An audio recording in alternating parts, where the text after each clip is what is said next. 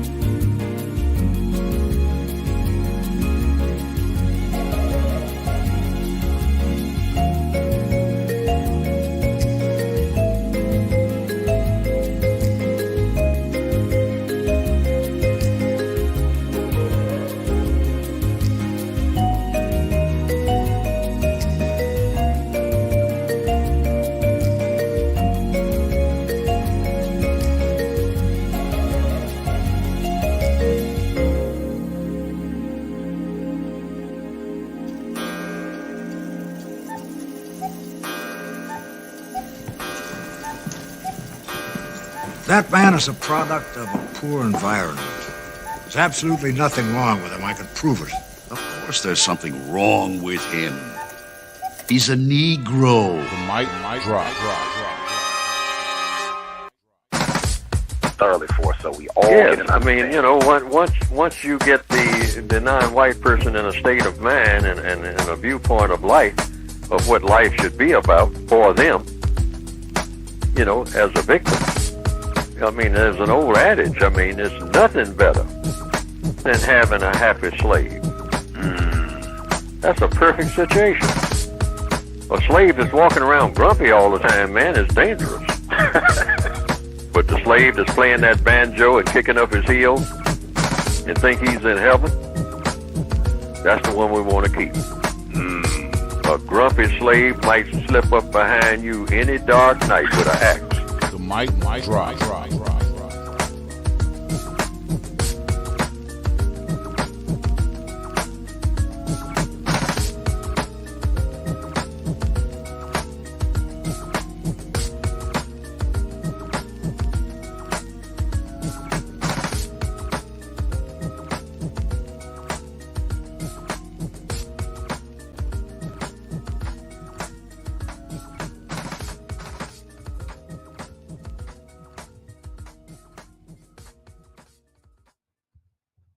Ladies and gentlemen, welcome to a special Saturday episode of the Big Mike Drop. I'm your host, Big Mike. We back up in this thing, man, for a special Saturday edition of Fire Your History Teacher. So, Fire Your History Teacher, aka F.Y.H.T.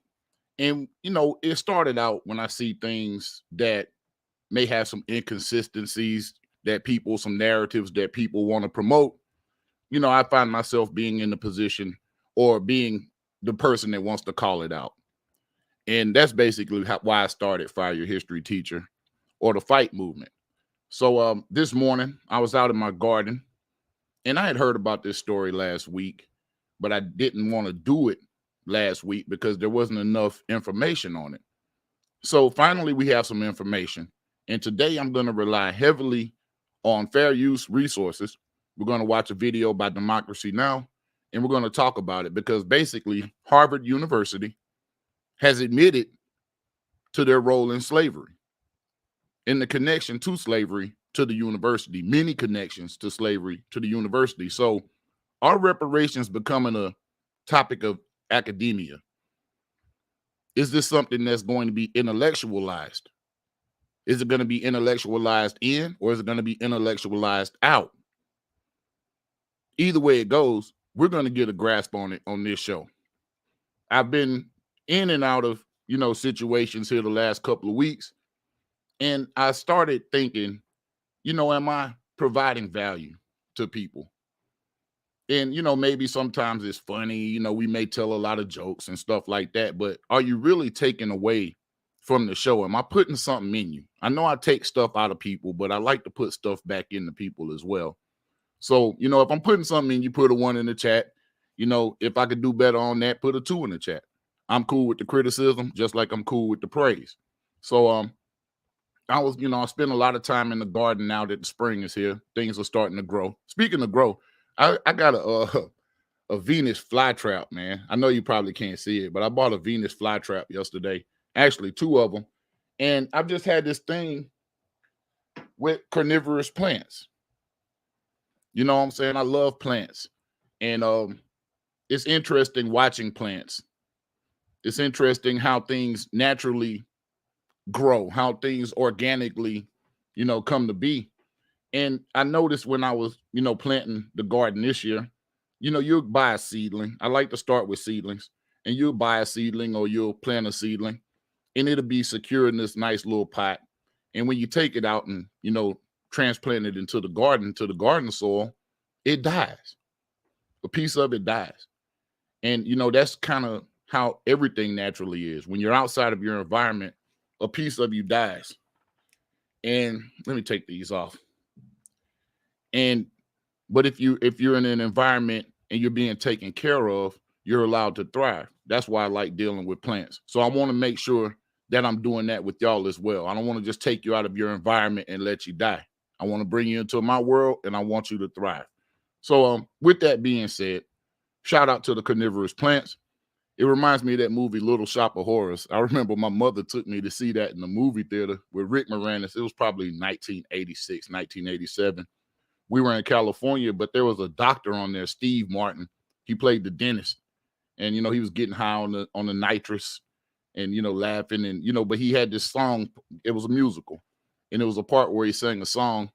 And he was talking about wanting to be a dentist because his mother told him he would be a dentist because he liked to cause pain. He was a sadistic person, so he liked to cause pain. And, a lot of times we don't look at doctors like that. We don't look at the medical industry like that. A lot of people don't. A lot of Black people do. And today, this video is very interesting. We got the world class in the building. And Bernard, Facts and Uncomfortable Truth with Bernard S. They're my brothers, man. So we got the village in the building. World class says 1. Dwayne Rose says 1. Shout out to you, man. Yeah, it's an open panel show today, man. Saturday. This is the day of rest. So I hope you're, not working. Just chilling out, man. That's why I came on early. Give you this morning dose of truth. And basically, I figured that's the way to get out of what we've been going through with people. The gaslighting. Nobody can make you believe that you're crazy. And if you let them make you believe you're crazy, then you really are crazy. But, keep that in mind. So gaslighting in concept, I get it. But the way to overcome that is to already be armed with the truth. That's what we're here to help y'all do. So I want to start out with this video. It's called Harvard's Legacy of Slavery. And I'm going to use it as fair use, but it's by Democracy Now! Now, this has nothing to do with left or right, because what we're going to do, I'm going to show y'all a little bit how I research. So just so y'all will know, I don't necessarily believe everything that comes out on the news. I definitely don't believe every study that comes out. I don't believe all statistics. I cross-reference things. So this morning, you're going to, get a chance to see me. And this is like freestyle tip for real. You're going to get a chance to see me research. I always keep a pad, got pens all on my desk. So I'm going to be writing down things that we can dig deeper into. And hopefully, let's see what we find. Let's see if we can fact check this stuff. All right. But it's a very interesting story, and I think it's deserving of our time this morning.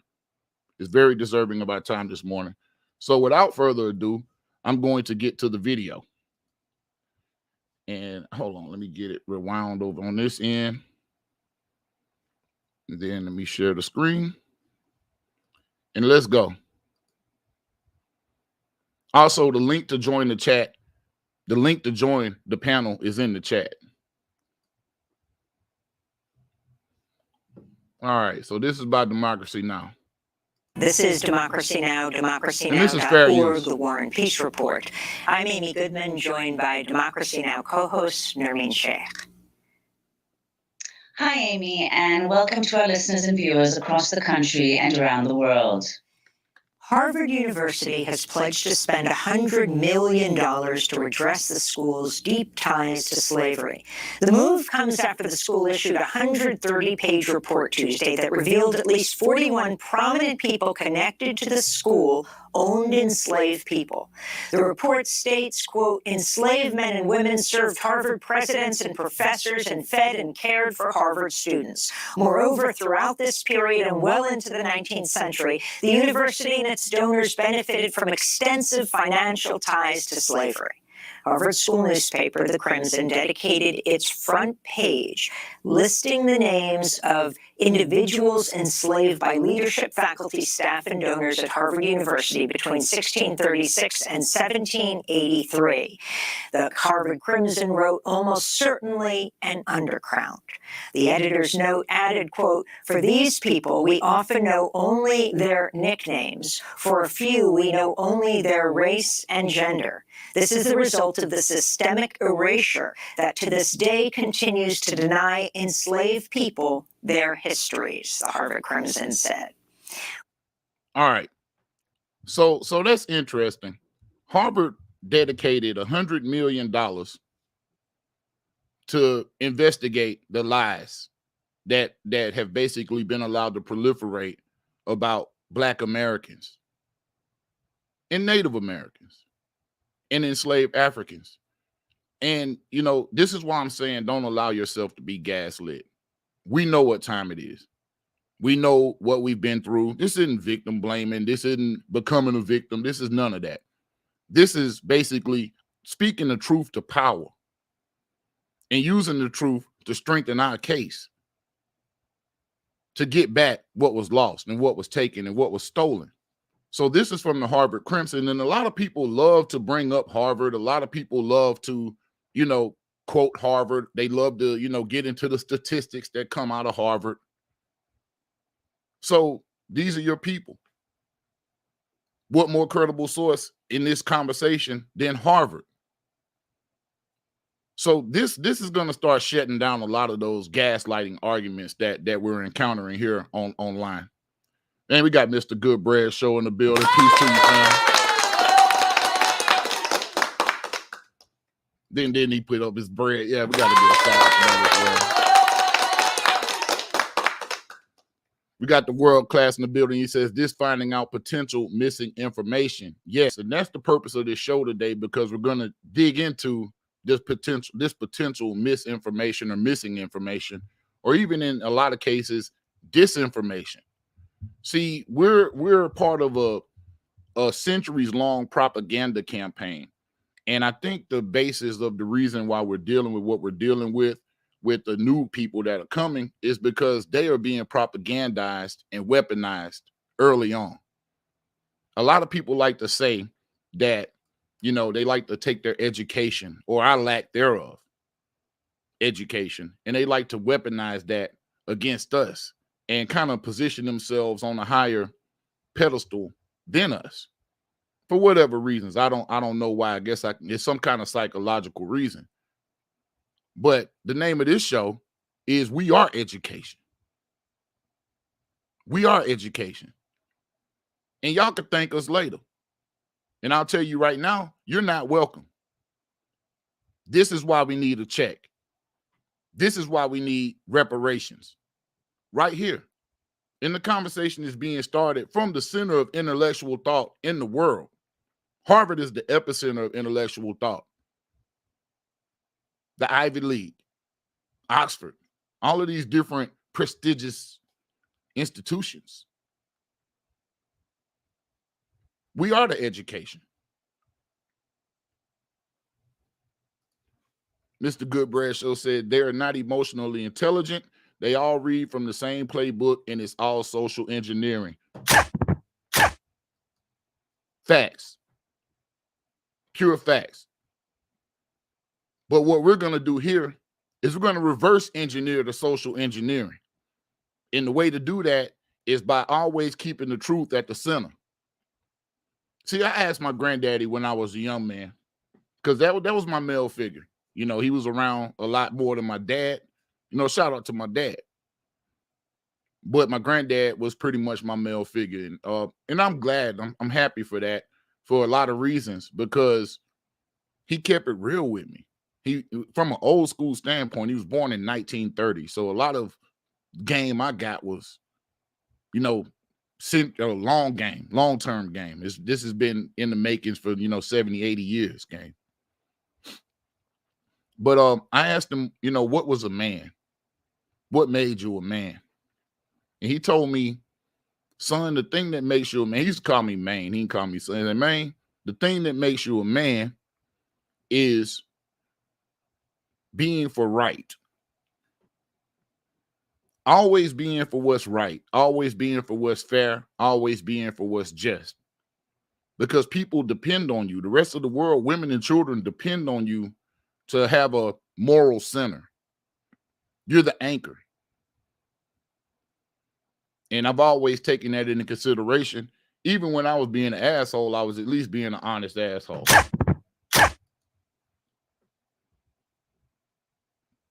Mr. Goodbread Show say, yes, sir, God hates a liar. The devil is a lie. We are supposed to refrain from falsehood amongst us. Absolutely. Integrity. Perfect word. Hold on one second, fam. Integrity is a perfect word. And integrity is one of those things that's a core value. That's what you call a core value. A lot of companies y'all work for, people y'all sacrifice your life to, that do people all types of dirty, but you'll have to repeat the core values, and that core value is state integrity and honor and, customer service first and, stuff like that. But it's not just psychobabble. It's not just rhetoric and talk. This is a way of life. And like the world class says, on law. But when people come over here and try to say that, oh, we're educated and y'all are less educated than us, you can go ahead and already look at them and tell them, nah, we are education. And finish looking at this and you'll understand where I'm coming from. This is a shocking, it's about 20 minutes. It's going to take us a while to break this down. So I hope y'all buckle in with me. Don't forget to hit like, share, and subscribe. And I may have some more music for y'all today. You know what I'm saying? I may have a little more music for y'all today. We begin today looking more at the new report, Harvard and the Legacy of Slavery, which is accompanied by a short video. This is an excerpt about how enslaved people were used to serve Harvard students and faculty. The evidence of the legacy of slavery at Harvard is in the landscape. You can go to the old burial ground and you can see the headstones for two enslaved people. One of them, a girl named Cicely, was enslaved to William Brattle, who was a tutor, a treasurer, and a fellow at Harvard University. We also know that several of Harvard's presidents who lived in Wordsworth House, which is still standing on campus today, owned enslaved people of African origins, among them Venus, Bila, and Juba. That's an excerpt from the video that accompanies the Harvard report. In this clip, Harvard fellow Christopher D.E. Willoughby tells the story of an African teenage boy who was later dissected and studied by a Harvard professor. Let's go back to that. I want to look at something real quick. Fellow Christopher D.E. Willoughby. Let's look back at this. People of African origins, among them Venus, Bila, and Juba. That's an excerpt from the video that. Look at this. Indian youth of this country in knowledge. I'm telling y'all, and we've been telling y'all, that Indians and Native Americans play a big part in this. And you're going to hear them come up several times. There was no Native American genocide. To this day, they haven't discovered any real mass graves. They would be all over the place if somebody would discover evidence of any mass genocides. So Africans and Indians were bred for the purpose of working and founding the basis of capitalism. Man, Jock King in the building. Yes, sir, man. Yeah, man. I had to go and come on this morning, and hopefully I got the crew coming up here pretty soon, man, because we finna chop this video all the way down. But I did want to bring that up. Now, some of this stuff that you're gonna hear is disturbing, it's sad, it's shocking. So, just a trigger warning. I'm gonna go and give you a trigger warning, and let me switch my internet over and make sure that I'm giving y'all the optimal experience here. I really hope I don't have to call the cable people out here, but I'm saying I may have to. Hey, Mr. Goodbread Show said, great channel. I just subscribed. Thanks at the world class. Appreciate you, guys. This is my type work right here, because it's the truth. We're not victims. We just program the same way Pharaoh had the people under a spell. Yeah, absolutely, man. What we have to do is there has to be consistent work, just as consistent as of work that's being put in to engineer society, because it's not just coming naturally. This is something that somebody has to put in a lot of work to engineer. We have to be re-engineering society or reverse engineering. It's similar to military operations, like a drone crash in China, right? A U.S. drone crashes in China, because they're spying on it. We're spying on them. Anyway, they're going to take that drone, the remnants of that drone, they are really going to reverse engineer it. They're going to try to rebuild it, which is why a lot of these things have self-destruct mechanisms in them, so they can't all the way get to what the technology. But there's constant work going on both sides. What's happening is the system is unbalanced, and it seems unbalanced because we're not providing the counterweight. We have to be the counterweight for this. So yeah, absolutely. As they continue to engineer society, we're going to continue to reverse engineer society. And you can do that with research. All of this stuff is available, and you can read through the bias. I'm going to show y'all how to do that.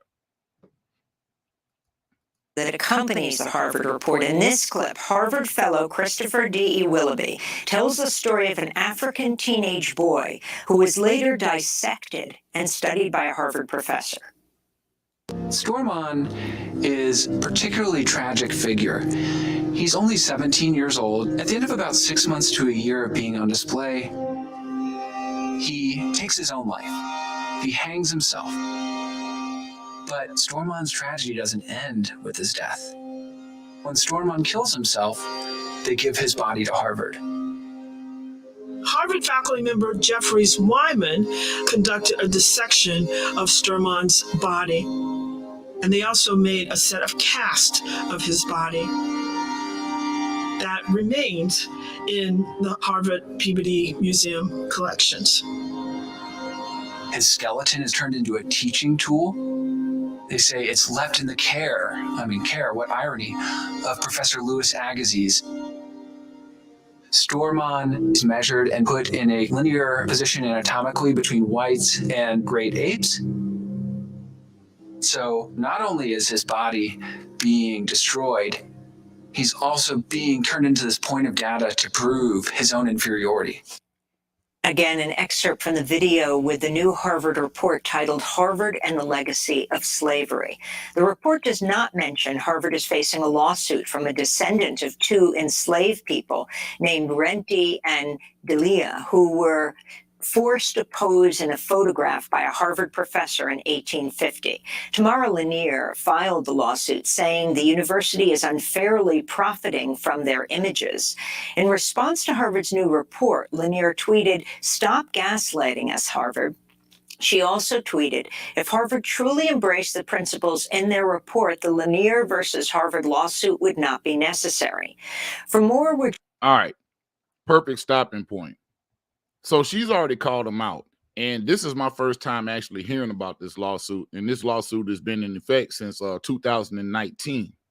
And it's for actual return of the images of her ancestors. So Harvard is profiteering off the images of Black people right now. They're getting money off of this. And you got people that say nobody alive was involved in slavery. Nobody owes you reparations. There's nobody to pay. It's not fair that we pay. No, this is showing you. This is showing you. Do you really understand how much wealth has come through Harvard, has been generated, has been endowed to Harvard? University. Worldwide. So if they truly embrace this, it's not even if they truly embrace it. It's really if we hold them to it. And we have to keep that pressure on them, absolute pressure on them. Now that you've opened up the can of worms, you started to share information. No, we don't want no goddamn educational benefits from y'all. We don't want no educational benefits from y'all. You couldn't pay me to get educated at Harvard University. And I've already said that on this show plenty of times, that people who come out of Harvard University, some of the most wickedest, backwards, ignorant, disproven ideologies were birthed at Harvard University, but yet we hold that as one of the most prestigious institutions in this world. I'd rather go to Tuskegee, my nigga. At least there was honest work done there that really pushed real science forward, not fake, phony science. Joined by MIT history professor Craig Stephen Wilder, who has long followed this issue closely, the author of Ebony and Ivy, Race, Slavery, and the Troubled History of America's Universities. Professor Wilder, welcome back to Democracy Now! We interviewed you almost a decade ago when your book came out. Can you respond now in 2022 to Harvard University saying they're committing $100 million to deal with their connections to slavery, and talk about the significance of their findings? Thank you. I think I'm happy to be back, and I think it's been a long road. As you point out, it's been basically 20 years since Ruth Simmons became the president of Brown University back in 2003, and media attention turned to the public sort of secret of Brown's extensive ties to the slave trade. Ruth Simmons back then actually commissioned a report that was eventually published in 2006. All right. So I just want to make sure y'all take notice. I want y'all to listen like I listen, okay? So if it gets crazy, just let me know and I'll slow down. But I want y'all to take notice. We went from Harvard to Brown. Have you noticed that? We went from Harvard University to Brown University. Let's keep going. Slavery and Justice report that actually laid out Brown's extensive ties to slavery and the slave trade and came forward with recommendations. Also, take notice of the adjectives that are used before slave trade or ties to slave trade. Notice the adjectives that are used. The woman just used one earlier, deep connections to slavery, extensive ties to the slave trade. Check it out. We now sit, as you say, 19, 20 years later, and Harvard has come forward with this report. That's been a long journey, but the report actually documents an extraordinarily extensive, deep history between the university and slavery that begins at its founding in 1636. Almost immediately, Harvard had an enslaved African on its campus, a man who was simply referred to as the Moor. Y'all heard that? Let me run that back. Campus, a man who was simply referred to as the Moor. And who is he referred to as? One more again. Between the university and slavery that begins at its founding in 1636. Almost immediately, Harvard had an enslaved African on its campus, a man who was simply referred to as the Moor and who was used to serve the students. All right. Another thing you'll always hear in these spaces when you're arguing with people, you'll always hear the Moor wasn't black. See, they can't take away the accomplishments of the Moors, but what they can do is try to take away and strip the blackness of the Moor. But you just heard this man that said the first enslaved person on the Harvard campus was simply referred to as the Moor, which means it was synonymous with being black, whether he was a Moor or not. That man likely arrived in Massachusetts on a ship named the Desire. It was the first slave ship to leave New England. It was carrying captive and enslaved Pequot Indians into Bermuda and the West Indies, where they were sold. Okay. proof that there was a slave trade back and forth. Native Americans, Pequot Indians, taken to the West Indies, taken to the Caribbean and sold and traded for Caribbean African slaves and brought back here.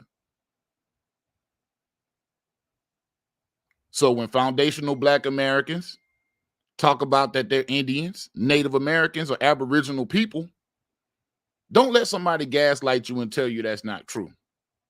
See, what we're doing is solidifying our mindset.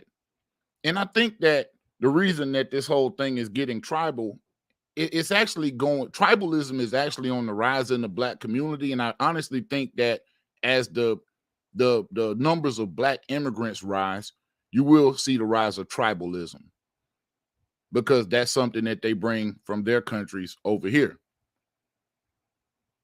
See, when cultures mix and mingle, they don't just assimilate to us. We do a certain amount of assimilating to them as well. So just keep that in mind as well. Let's keep going. For various goods, including Africans. And so really, Harvard's ties to slavery begin with the founding of the institution. And as the report lays out, Harvard depended upon slavery and the slave economy, both in New England, but also in the South and the West Indies, for virtually all of its history.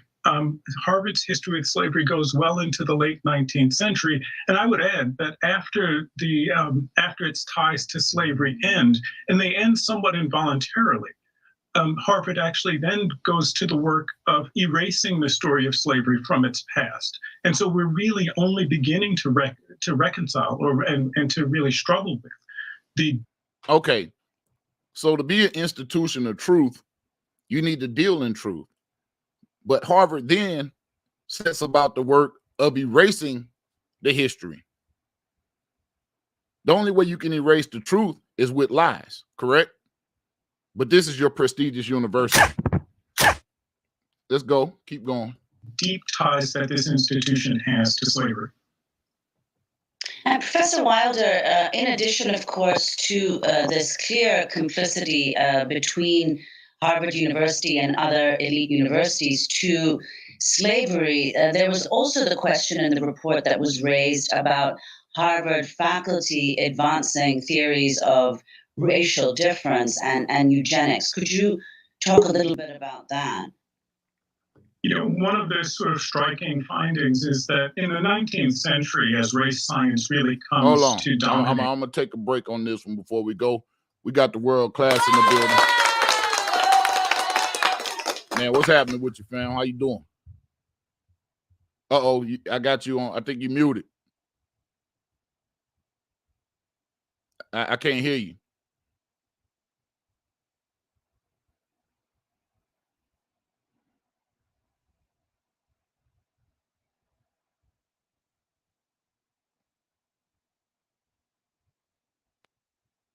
Hear me now? I hear you now. What's happening, man? How you doing? What's going on? Great. Let's here with my 5-year-old infant. Dead little brat. But yeah, this is interesting, man. Definitely interested in this story. Yeah, man. This came out April 28th. What was that? Day before yesterday? Okay. And the report finally dropped on Tuesday, and it kind of dropped under the radar. Man, we got Facts and Uncomfortable Truth with Bernard S. What's up, fellas? Man, we got the whole village going. Man, what's up, man? How you doing? Good, but I'm loving that. I'm loving that Cosby hat that my boy got on. I'm loving that joint right there. Yo, that's like the mush mouth joint. Hey man, I'll be doing the hood. Nah, man, he be low key fresh all the time, man. You know what I'm saying? You ain't got all that gold and shit dripping off for you, but I be peeping you out, dog. I got copper bracelets, man, for my health. Yeah, man. Shit, man. So yeah, man, this story this report just came out Tuesday, and I just found out about it this morning. I'm gonna read it because I already know that there's some inconsistencies. It's some holes that need to be filled up in that report. It's gonna give me my questions. I'll say that. It'll probably give me more questions than answers, but that's still good as well. Of course. I'm not looking for answers from a corrupt morally bankrupt institution.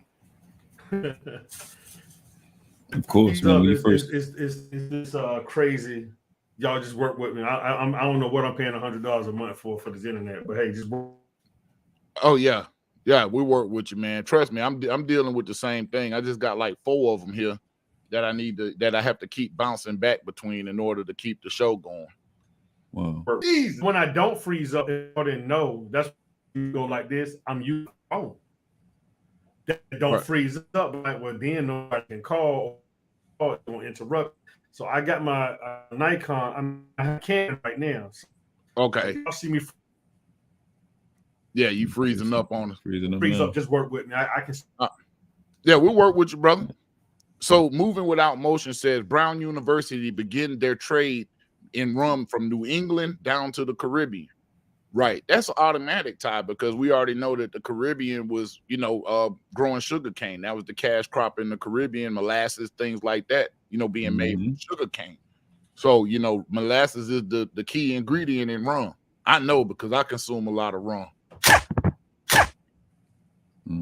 Yeah. So what you find is when you dig like what you have just done, Big Mike, and what Moving Without Motion just done, is when you go back through history, you start finding the beginnings of these organizations, and they're usually operating off some authority that comes from one of us. Right. Like you said, the first so-called slave was a Moor, but we've shown that they claim, well, he was called the Moor. They claim that we found out that they taken so-called Indians and classified them as Negro, Black, and colored. So you found a way to make us descendable, and then you build your stuff on top of us, using our own legacy and shit against us. Right. So, and like you said, also, is to try to move away, because when you say Moor is not a nationality. That's why we always say Moorish American. Right. Moor is a genotype and a phenotype. Well, really a genotype, not so much a phenotype. You would say Asiatic or something like that, but Moor is a phenotype, and Moor means what we mean when we say black, but black don't mean what we think it means.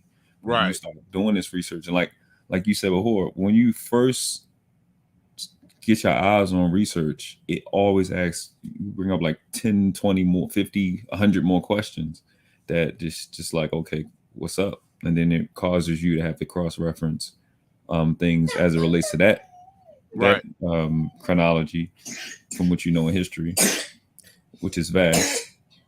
Some water, son. We got to get him some 44D, bro. Old school, some castor oil. Yeah. He sound like his mouth just dry. He just need to get some water. Yeah, he good. He good. He know the villain's gonna take care of him. Yeah, I'm on my water. I'm on my water and coffee this morning, man. Like I said, I got up, man, and I saw this story, man. It just got me crunk, dude. I mean, I'm with you right there. See what y'all doing? I got a half a gallon left of water myself. Probably be urinating all day, bro.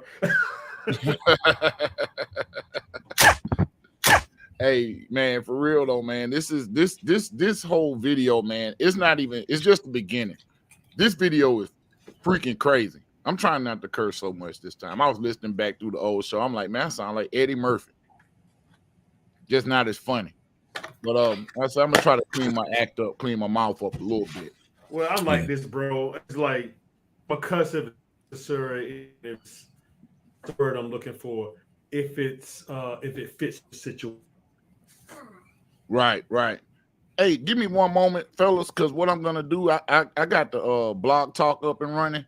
So let me go ahead and call in, man, and get that popping because we got the phone lines opening up as well. So give me 1 second. Definitely. There we go. Give me 1 second, fam. If you're new to the channel, definitely hit the like button, hit the share button. Consider subscribing, get into this conversation, and definitely make a comment. You need some milk. Welcome to Blog Talk Radio. Please enter your host. Good. I just want to make sure you got some more. Good. To start your show now, press 1. Your show will go live in 5 seconds. 4, 3, 2, 1. All right. Yeah, we got Blog Talk Radio up and popping, man. If y'all want to call in and make any comments on this topic today, then go ahead. And actually, I'm going to put the question up as well. Do you trust your education? Do you trust your education? I know a lot of people lean heavily on that education, man. They real into it. But do you really trust it? That's the question. 515-605-9708. Let me take this down so people can actually see the number. 515-605-9708. Call in and talk about the topics or answer the question. Do you trust your education? And we're going to continue watching this video, man, because like I said, this is wild shit, man. This is wild. It gets crazy. A lot crazier. The academy. It's the period when science really comes to take over and the modern university gets a step. That part of its modernity is its claim to science, its claim to expertise, its claims to a kind of precision in academic research. And the way that happens is the scientists really turn themselves over to the slave economy. They become, in fact, the chief defenders of slavery, but not just at Harvard, but at universities across the United States. Race science really sort of thrives. Louis Agassiz, who's mentioned in the beginning of your introduction to this, the Harvard race scientist, used enslaved people on a South Carolina plantation for his research. Enslaved people were actually used as research material on colleges and university campuses across the United States. At Dartmouth, which has one of the oldest medical schools, one of the college physicians actually uses the body of an enslaved man. And much like Louis Agassiz, the description that you gave earlier, he takes the body of this enslaved man, Cato, and skins him. He tans the skin of this enslaved black man like leather and uses it to dress his instrument case. And then he takes the skeleton of the enslaved black man and strings it together for instructional purposes. The beginning of science at the American college and the American university is in fact a story of the violent consumption of living and deceased enslaved people. All right. That's a good stopping point. The violent consumption. Listen to the adjectives. The violent consumption of living and deceased enslaved people. Using the skin of a person, you skin somebody and you use the skin to cover your instrument case. And you know something? I guarantee you that instrument case is in somebody's attic, if not in that damn university in a museum. This is one of those things, man. We need all our shit back. Yes. This place is a burial ground. And I'm telling people that this land is cursed. This land is cursed. And if you go start looking at a lot of these man-made lakes and stuff like that, you might start finding some bodies underneath there. I know Lake Lanier sits on top of an old town, and Lake Lanier gets its pound of flesh every year. Every year. But this place is a burial ground, and this is just proving it. These big, grandiose buildings, these grand buildings with marble and pillars and stone and granite, they're crypts. Yep. Especially the banks. They're crypts. Well, I'm gonna answer your question. I'm gonna say no, I don't trust my education. From what I've learned as an adult, I can answer that off the rip. I don't trust mine either, which is why I don't rely too heavily on it. All I rely on is methodology and research. That's the only thing I learned. And I can say my whole college career, what I learned in college was how to learn. That's the only thing I really learned. Dwayne Rose says our ancestors were fiat currency goods of this country, simple foundation that this economy grew on. From some readings a few years ago, my mind was blown on the history of Wall Street. Yes. Wall Street, where slaves were auctioned, they were in bondage. Stop. Yes. Yes. They were considered livestock stocks. Yes. People can't fathom reparations. Shaking my head. It's all interconnected. Sarcasm in the name of science. Facts. And that's why when you got a bunch of people that talk about investing, and a lot of people love to get high-minded and high-browed. But then again, you have to understand and you have to operate in the knowledge that they're talking about you as a black person. You are the foundation of this economy. You're the foundation of worldwide capitalism. The people here and the people that were kidnapped from Africa and the West Indies and the Caribbean. South America, Mexico. I mean, we can just keep going on and on with it.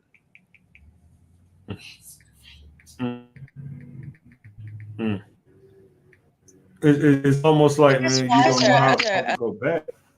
You say what? It's just crazy. It's just almost been wasted of life. It's like it's a lot of years. It's bad enough you got to retrain us as a culture. Jeez, like it's a lot to redo, man, and we having a hard time just being together, not doing each other in, let alone the information that we get. You know, it's crazy. So go ahead and cook, bro. Nobody's teaching people how to research out here.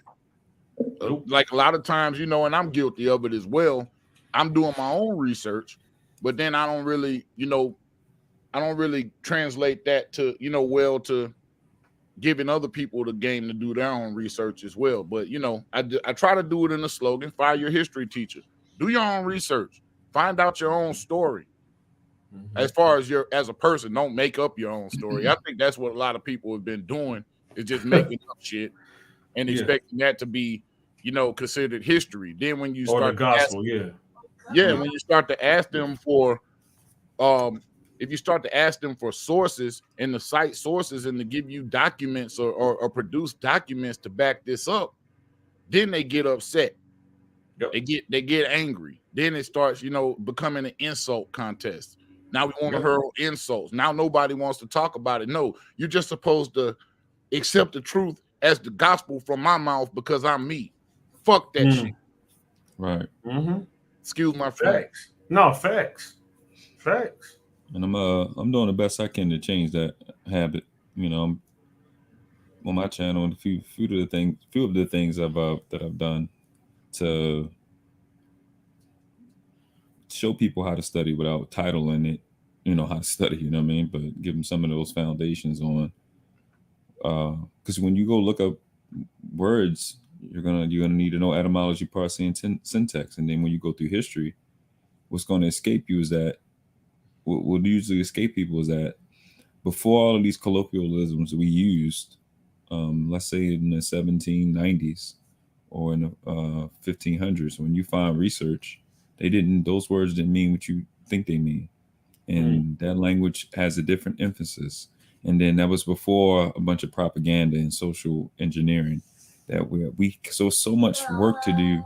It's so much work to do as you're doing work, and it's difficult. So then when you go to something like money, all right, cool.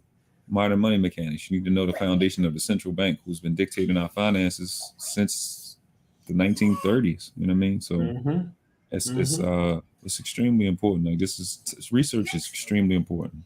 And when you're in business, or you're just trying to find your ancestors, man, this is foundational stuff, man. This is what needs to happen. You know what I mean? We got to learn how to research better, because that's what I've learned in my community, and that's what I learned in the Moorish community, and that's what I learned being around my mentors. Reading and understanding where stuff come from and where this mindset come from. Right. Yeah, definitely. And if y'all haven't checked out the etymology, process, and syntax video by the world class, please go to his channel and subscribe. I still go back and watch. Yeah, I still go back and watch. I can't even say it hardly. It's etymology, parse, syntax. Yeah, syntax. Etymology, parse, syntax. So that's basically the root of the word, the meaning of the word, and how the word is used. Yep. Etymology is the study of the origin of words. Then you have parse, which is the part of speech, which is essentially the etymon. Then you have syntax, which is the word order or sentence structure. Okay, gotcha. Right. And then parse is also like word order. Those people in tech and coding, y'all know that word, pretty heavy. So things had to be in order. So those are elements they didn't really teach us in free public education, whatever you want to call it. Right. So yeah, it's essential to understand. And then, like I always say, with that, you have three parts. And I don't want to take up all that time, but you have education, edification, and enumeration. Now, edification and enumeration is within education. I'll admit that. But education comes from educate, which comes from educar. Educar means to draw out. It doesn't mean to put in. Right. So it's about education is about self-development. Only your family and your tribe and your nation can help you self-develop because they're the only people you come from, not foreigners. That's why what El-Hajj El-Malik said, aka Malcolm X, that's what he said. You're only a fool let his oppressor educate their children. I'm paraphrasing, but we know the quote. So then you have edification, which is this development of the mind and the soul, and then you have enumeration, which is accountability, math, et cetera, et cetera, et cetera. So we're supposed to go to a Harvard for arithmetic, not for education, for a specified study like a trade. You know what I mean? Right. And we got it completely backwards. We're supposed to be getting education at the house, because only your parents can tell you what's in your grandparents if they're not there. Your grandparents or your great nobody else can teach you that. You know what I mean? Because then to make it solid, if we learn in, I'll show you how they screw us up. We learn ABCs 1, 2, 3s, right? Right. It's not something I made up. That's a pretty popular thing. It's pretty much existed before 1985. That means before I was born. So we learn ABCs and 1, 2, 3s, right? But A is the first letter, B is the second letter, C is the third letter. Is 1 the first number? No. First number is 0. Zero. I underappreciate the value. So off top, we are already off kilter. We're not in proper alignment. The math ain't mathing. Right off So the rip. We didn't learn numbers. We learned counting. So we never learned. So that's why if you ask a person how many numbers are there, they'll tell you it's billions and zillions. No. I didn't ask you how high can you count. I'm asking you how many numbers are there. Right. And there's only 10 numbers from 0 to 9. 10 numbers. There's only 10 numbers. Right. And then each one of the numbers means something.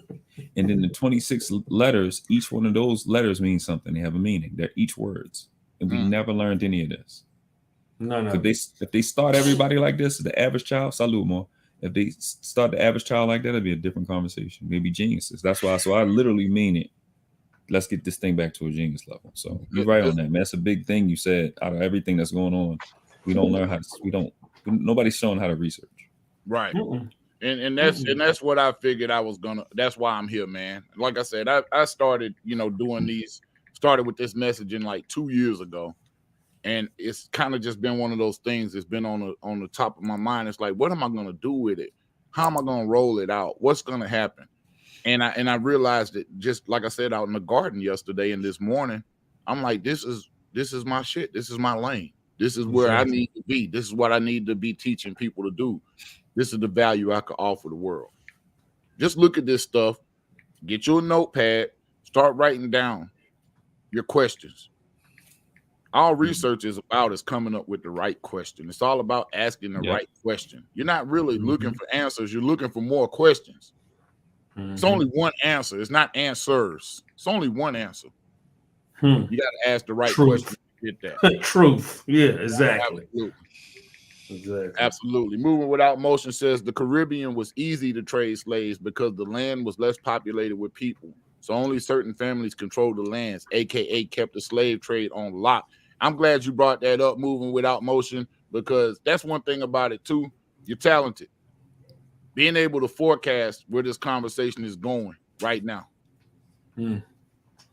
As I pointed out earlier, the Brown University report appeared in 2006, but it was only in 2019 that the Harvard president said that such research should be conducted at Harvard. Why did it take so long? Like what kind of pressure led to this? I always start with Ruth Simmons at Brown because I think as the first African-American woman, really bad. First woman and the first person of color to head an Ivy League institution, she did a tremendous service in actually getting. He has to mute his YouTube probably. You say what? Your echo's real bad. I think you have to mute your YouTube and just go off a StreamYard. I'm not sure. That's usually what happens. It's hard to explain with it because I have it too. I'll be having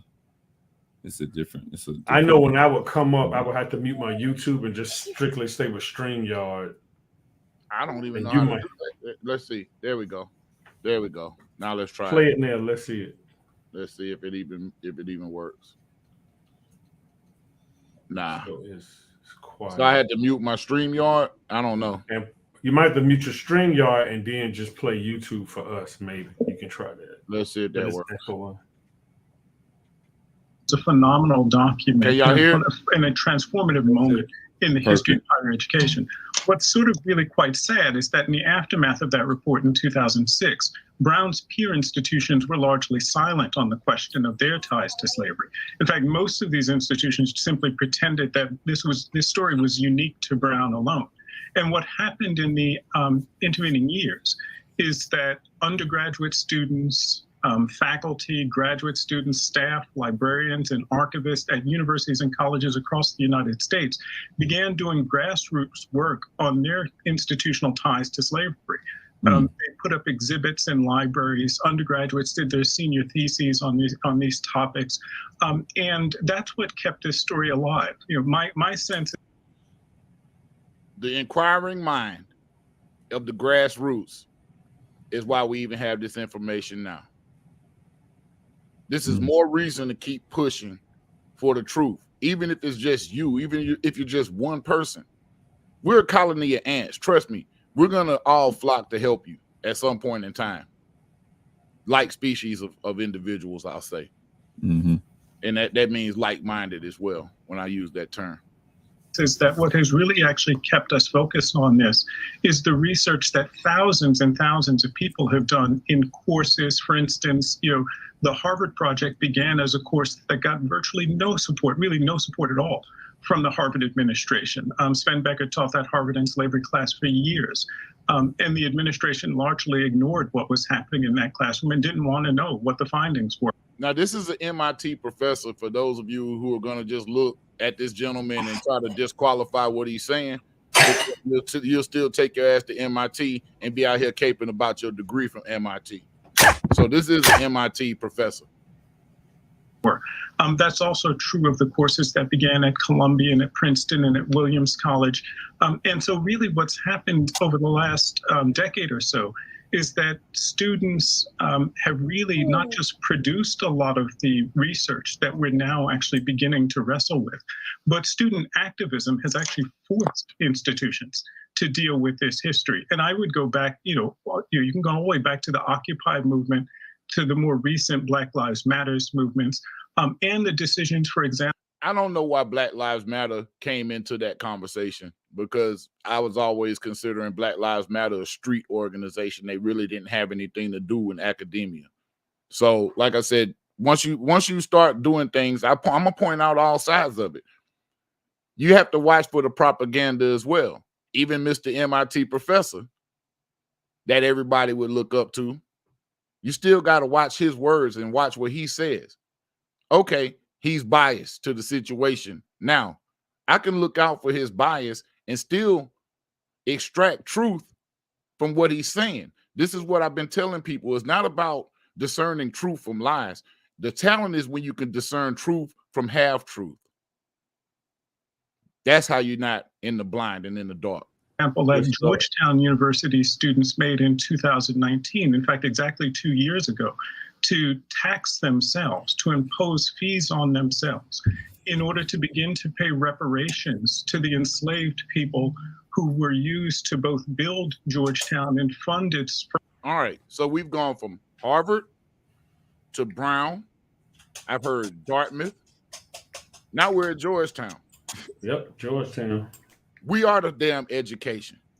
First 50 years of existence, and then who were sold in 1838 from Maryland into Louisiana. And the profits from that sale were used to pay off the debts of the college. It was the profits of the sale of slaves was used to pay off the debt of the college. Wow. And which was this Georgetown, right?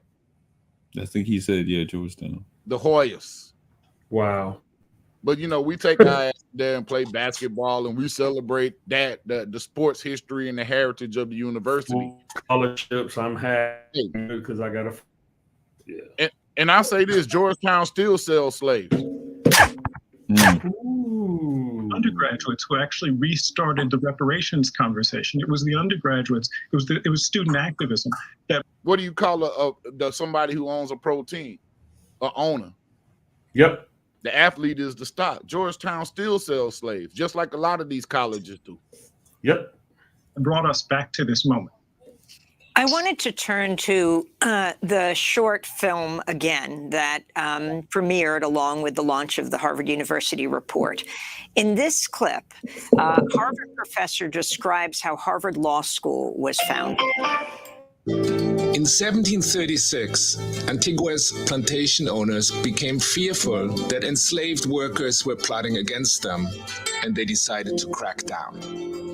The royal family was involved in putting down this slave uprising. A lot of head chopping, decapitations to make people as examples, burning people. But we're the ones who are brutal. Then Isaac Royal Sr. Jonathan Barronville say we the biggest threat. Migrated back to New England, to his huge property, several hundred acres of land. He brought enslaved workers from the Caribbean to Medford to work. Eventually, Isaac Royal Jr. donates land to Harvard University, which the university then sells and uses to endow the first professorship of law at Harvard University. Okay, so now we got slaves being sold to start Harvard Law School. So far, we're the basis of math, arithmetic, we're the basis of law, and we're the basis of medicine. What have you people actually invented and brought to the table as a people? Man, I'm pulling a Nobel right now. I'm just shaking my head, man. What have y'all actually brought to the table? Let's really talk about what have y'all brought to the table besides barbarism and the ability to punish and rip flesh and do experiments and skin people and, you know what I'm saying, do all this barbaric shit. What have y'all offered or given to society and humanity as a whole besides inhumanity? Christmas. Jesus Christ. Oh, yeah, their concept of him too. That's it. Yeah, man. I'm gonna let this play, man. I'm gonna go refill my coffee and I'm coming right back, all right? And some people take that as the founding of the Harvard Law School. Craig, Stephen Wilder, this is pretty powerful stuff. What we're talking about here, I mean, it is just a story that some have known in this country, but and it certainly goes further than Harvard. But the story of Harvard Law School and its connection to the Caribbean slave trade, if you can explain who the royal family are, and the fact you've got this endowed chair as well at Harvard Law School named for them. Yeah. You know, the royal family is a family, as the film points out, that traces back to Antigua, an Antiguan plantation family in the 18th century. They removed to Medford, Massachusetts, just outside Cambridge and Boston. Later in the century, Isaac Royal Jr. actually on that farm, that small plantation, has some 60 enslaved people. And that's the family that eventually actually donates the land that helps to fund and begin the law professorship at Harvard. I would point out that this is the story actually of professional education broadly. Medical schools in the 18th century begin with the dissection and consumption of the bodies of enslaved Black people and often Native Americans. They begin, the very first medical school in North America, which is now at the University of Pennsylvania, and then was the College of Philadelphia, begins when the colonial legislature transfers the body of a Black person to the scientists so they can do a public dissection and show, in fact, the new medical arts, display them and display the necessity of them. Law schools actually at Harvard, at Yale, at Columbia have very similar origin stories. They're actually tied directly into slavery. And law students at Harvard and Yale and Columbia who have actually been doing a lot of the research to expose their institutional ties to slavery. I would add that business schools also have these ties. The professionalization of business and the arrival of business on campus as an academic pursuit is very much tied to the evolution of this slave economy in the 19th century. And for institutions like mine, MIT here in Cambridge, the engineering schools and technical schools also have their origins in the 19th century slave economy. MIT wouldn't be here if cotton textile manufacturers didn't surround Boston. It was the cotton textile manufacturers who took cotton grown by enslaved people in the South, transformed it into textiles for the world market. If it wasn't for them, it was that group who needed engineers to build machines and improve efficiencies. And so professionalization in higher education, the arrival of the professional schools, is very much the story of the power and the influence of the 18th and 19th century slave economies. As we noted, the new Harvard report doesn't mention the university is facing a lawsuit from a descendant of two enslaved people named Renty and Delia, who were forced to pose in a photograph by a Harvard professor in 1850. Tamara Lanier filed the lawsuit saying the university is unfairly profiting from their images. In response to the report, Lanier tweeted, "Stop gaslighting us, Harvard." She also tweeted, if Harvard truly embraced the principles in their report, the Lanier versus Harvard lawsuit would not be necessary. We spoke to Tamara Lanier in 2019 about her lawsuit. Last week, my attorneys and I filed a claim against Harvard. I'm asking for the return of my enslaved ancestors' images, and the complaint. All right, sorry about that. Took me a little longer than expected. But I wanted to touch on the professional schools and the development of professional schools. So now, even his own institution of MIT, he's tied that to slavery. So what are we responsible for? We fed the world, we've clothed the world, we've educated the world. We taught people how to think. Yes. Isn't that what you said, Noble? Yes. Yes. We invented thinking. So when you come from wherever you're coming from to get your education, we the last people you should throw it up in our face. One thing you're not getting is game. You'll never be able to maneuver through society and culture like us. Ever. Ever. We've been educating the world officially since 711 AD. Y'all were living in barns. Elaborate. When the whoever you want to call them, pale European kings and queens had failed after they lost all of those wars in Europe. The Moors, Saracens, Carthaginians went into Europe, got them people out of barns, gave them running water, lights in the street, took their kings and queens out of said barns and sleeping with cows and sleeping with each other, the males, educated them, made them Muslim sons, aka Masons, taught them arithmetic, astrology, carpentry, etc., etc., etc. And from 711 AD to right now, we've been educating them people. Yet you'll have our own people tell us some shit about, we can go get a white man education. When all of this technology started with us, the whole concept of civilization, without being brutes, without being Brutus, which is where you get the word British from, which is what that word actually means.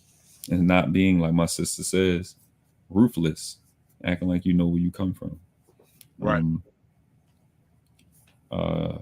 So it's insulting, but it's not a surprise that we also hearing again that we educated them again when they came here, because we did that. We did that. We did that. And then we were sent to the West Indies to educate them on how to grow crops and how to basically become capitalists, how to capitalize, how to hoard all of the resources, how to, dehumanize people. Mm-hmm. how to, you know, steal bodies. Now, this is the second time this has come up, man, with this ghoulish behavior. And I mean, if you look at the ghoulish history, grave robbers and taking and stealing human skulls, dissecting bodies. I mean, this is real live horror movie, Hannibal Lecter, Jeffrey Dahmer. You know, this is the same type of mentality, same results. It's necroism. I'm sure they were eating. I'm sure they were eating us too. I'm sure they were eating us and having sex with us. It's necroism. Of course. That's where you get the word Negro from. They the real Negroes. Right. They We the got real Negroes. pound in the building. Pound for pound. Yeah, what's happening with you, fam? Hey, Dwayne Rose says they gave us raisins and a potato salad. They gave us raisins and a potato salad, man. Shout out to you. I what Dwayne Rose put earlier about to stop the voucher one at 11. Like he said, they changed the hip hop when Jungle Brothers and everybody start preaching and interpreting all that knowledge. Oh no, we got to put gangster rap out there. It was too much knowledge that was being dropped in these rhymes. Right. Too much. Right. Too much. Yeah. So this lady, and shout out to this sister, man, and her family that you know did the digging and the research. I want to bring up one more thing too. Do you realize that think about the dates that Harvard has put into this report? So the date is 1636. Hold on one second, fam. Hold on one sec. This dog is barking. Let me see what's going on. I mean, might be trying to warn me. Yes, 1636. That's when they started the records over here in VA with the Eastern Shore and Williamsburg. That's when we first started to see records for slavery in certain parts of the records you look up. So that's an important time. And for those in the chat, man, that's I know I'm sure you familiar with that too with history. But yeah, it's a lot of stuff that went on in the 1600s over here in the Eastern Shore and Williamsburg, where I'm at, right up the street here. And like I tell everybody, I can take any of you guys if you ever come through in the Virginia Beach area where I'm at, and I take you through Eastern Shore around 6 o'clock in the morning, and that fog is real thick. You feel something. It's there. I can't explain it. I'm gonna tell you guys. I get butterflies, and I used to truck drive through there, and I just push the fog out the way. But man, you feel something. You can just look in the fields, and you can feel it. It's undeniable. I don't care what you believe in, Buddha, Allah. You feel it when you hit that Eastern Shore on your way up to like Jersey or Delaware. You hit that when you. You come out of that last tunnel, it's a different ball game. Yes, you talking about that long tunnel, that long 26-foot bridge with 26-mile bridge with like 2 tunnels. Yeah, goes off to Chesapeake Bay. Yeah, oh yeah, that's my tunnel. I remember one Chesapeake Bay. They shut the tunnel down because the wind was too much for the troops. So I got there at 1. They put us aside at 10 o'clock. Man, they let us through at 10 o'clock, and that water was coming over the bridge. I was driving in the middle of the thing, and water coming. Me and my boy getting at 90 miles an hour, trying to get through there. We got through there, but we were going about 75 to 80. But water was coming. And bro, I'm gonna tell you, but when you hit that Eastern Shore, I'm telling anybody that drive through there in the morning or at night, you're gonna feel it. I promise. Okay, then. Well, I was bringing up the dates to kind of point to what this reparations discussion, because what's not being included is the royal crown. Nobody's talking about actually getting the resources from the royal family. See, this is why we need people. This family has aggrieved so many millions of people from so many countries, black people, but we got to get y'all niggas off of this tilt that they're okay, because we need everybody to bring their grievances to the world court with these people.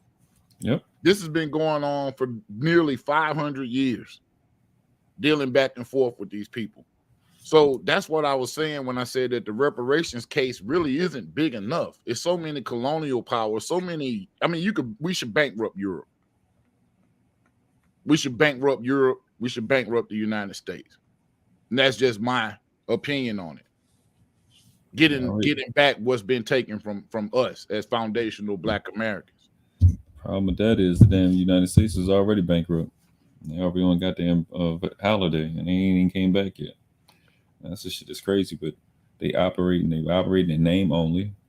They don't have any money. They don't own the gold that they do have, and you have to kind of go through these central banks. And then you find out that the central banks is owned by royals. Right. And it's funny that that family they called the royal family or the royal family is not the royal family. So you got two royal families that need to be brought to the carpet.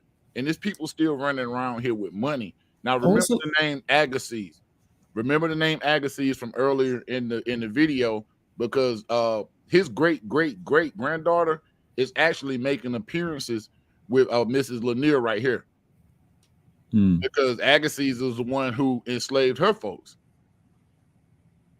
So now the great granddaughters of the enslaved and the slaveholder, they've met and connected.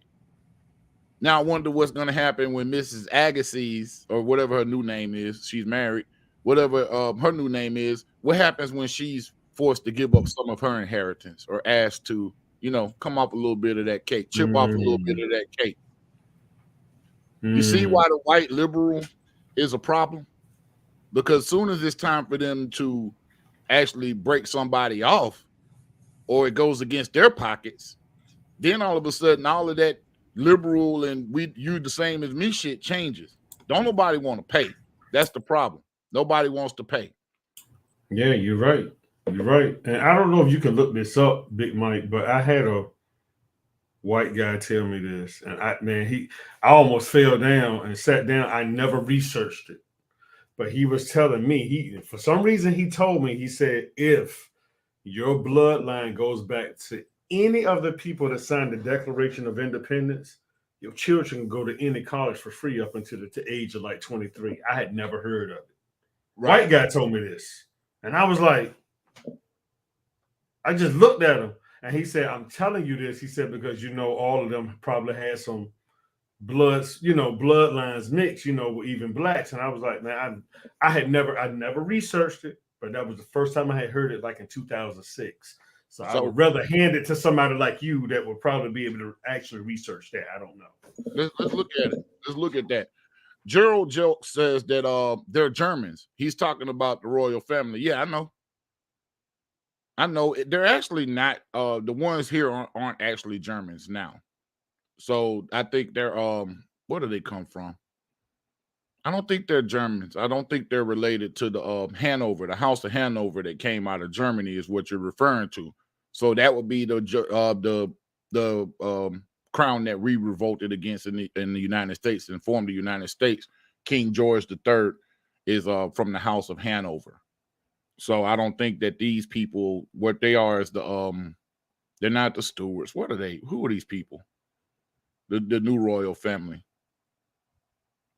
The Windsors, the House of Windsor. Now, I don't know where they're exactly from. I know that the guy who just died, Prince Philip, he was Greek. He was the Prince of Greece at the time. So they're all mixed up. The whole European royal family system is mixed up because Europe is ruled by the same people. Even if you probably start digging into who the presidents are, they're probably part of the same families. It was a lady in the she was from the Habsburg dynasty. Maria, what was her name? She's basically Maria something. I'll remember it in a minute. And I can't remember it off the top of my head. Maria Theresa. Maria Theresa was the mother of so many of the royals in Russia. I think she was Catherine the Great's mom. I think she was Marie Antoinette's mother. Maria Theresa was the mother of like so many of these royals. And, she gave birth to more people that sat on the crown, on the throne in different European countries than anybody. So I know they're all mixed up. Bottom line, German, Dutch, Irish, whatever the fuck. Bring your ass to court. We're going to sue you. Pound for pound says, shit. The U.S. ain't bankrupt, giving Ukraine another $32 billion. No, they printing Ukraine another $32 billion that they're saying is worth something. They ain't got $32 billion. It may be people in the United States that can come up with $32 billion, but the U.S. don't really have $32 billion. Like Noble said, all the U.S. has is the name right now. Complaint is more than just a complaint about images. It's a history lesson, and specifically it points to the exploitation of slaves and how universities like Harvard continue to profit. If you can comment on what Tamara Lanier is calling for, and also the recommendations of the report, like working with historically Black colleges and universities, Professor Wilder. Sure. I think one of the striking elements of the report is the acknowledgement of the length of Harvard's ties to slavery, which again, I think you can find something very similar for most of our elite educational institutions. Harvard's ties to slavery begin really with its founding in 1636, but they continue after the end of slavery in Massachusetts, roughly 1783. They continue right up until the Civil War. What's striking is that even after the Civil War, Harvard continues to have ties to slavery because slavery still exists in places like Cuba and Brazil, and universities are actively actually pursuing those unfree economies as sites for profiteering. One of the things I had written in my book is that in the 18th and 19th century, you could actually judge the value or the prominence of a university by its collection of human remains. Universities and colleges. So do y'all hear that? So you could value a university's importance and prosperity by the collection of human remains. These people are ghouls. Hey, Pound for Pound said, no, I feel you. I made that statement and just, no, I'm with you. I definitely feel you, man. Shout out to you. So, the more ghoulish you are, the more barbaric you are, the more prestige you get. And when you get people that come in here and they don't understand this, they're not equipped with this knowledge, and they have this, belief in all of this opportunity and all of this shit. See, this is stuff we know. We're scared of doctors for a reason as Black folks.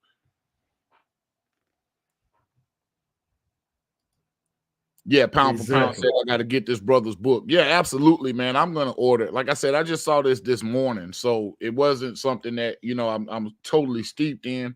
I'm writing down my questions as we go because I'm gonna get deeper into this topic. It's very interesting, and I think this is where you start following the money from. Actively collected human beings and samples of human beings. It was part of the evolution of science, and particularly a part of the evolution of the race science that drove the scientific revolution. And so what's happening currently in this lawsuit.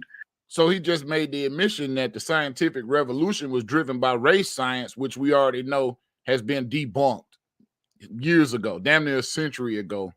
Eugenics and race science has been debunked. So like I said, the basis of scientific thought in the West is flawed, fundamentally flawed.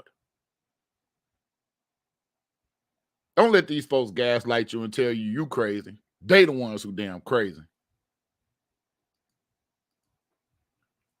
Pound for Pound said, yes, I've read this somewhere. There are a lot of our universities are headquarters for Black human research. Yes, facts, which is why we should be going to HBCUs. And I hope to see the resurrection of the historically Black colleges, university, student body. Now, I'm right up the street from Morehouse. I would love to see Morehouse and Spelman student body, just basically take from Georgia and Georgia Tech. Stop going to these damn places. Find your A&T college. For real. We have our own educational structure. This stuff has already been put in place. Why not use it? That's why I'm glad Deion Sanders went to Jackson State, and now he's getting #1 recruits. And people are hot. Yep. And people are hot. Let's get our own people. Let's get our own students. Let's pull our own boys and girls in, and let's make them what we need them to be for our use in the future. Stop believing these damn folks, man. Harvard ain't shit. never has been and never will be, endowed by a bunch of fake money and fake science. Also involves what the report lays out as the thousands of remains of human beings that are currently held in the Harvard museums. Thousands. Most of those remains are likely of Native Americans. They've identified, I believe, 15 that are enslaved Africans. One can again go by university. Another thought, another point, and this kind of strengthens a point we've already made. A lot of people that came here that were enslaved were not brought from Africa. So out of the thousands of bodies they got, maybe 15 are African slaves. Right. The majority are Native Americans. Just happen to be slaves too, right? They just happen to be slaves too, right? Yeah, because we could trade them out for West Indian Africans. We could trade them out for Moors, Hebrews. See, there were different types of slaves. See, everybody, it's just like when you any consumer market, right? You got different vendors and different brands that you can go to that make the same product. So, you know, I might not like, you know, West African slaves. I might want Hebrew slaves. They actually had those. I've seen the documents. They actually had Hebrew slaves. You could pay more money to get a different genotype or phenotype of slave for whatever your workload was. Mm-hmm. These people are interested in genetics. I firmly believe that they brought Africans over to breed with the Indians they were capturing. That's how we came along.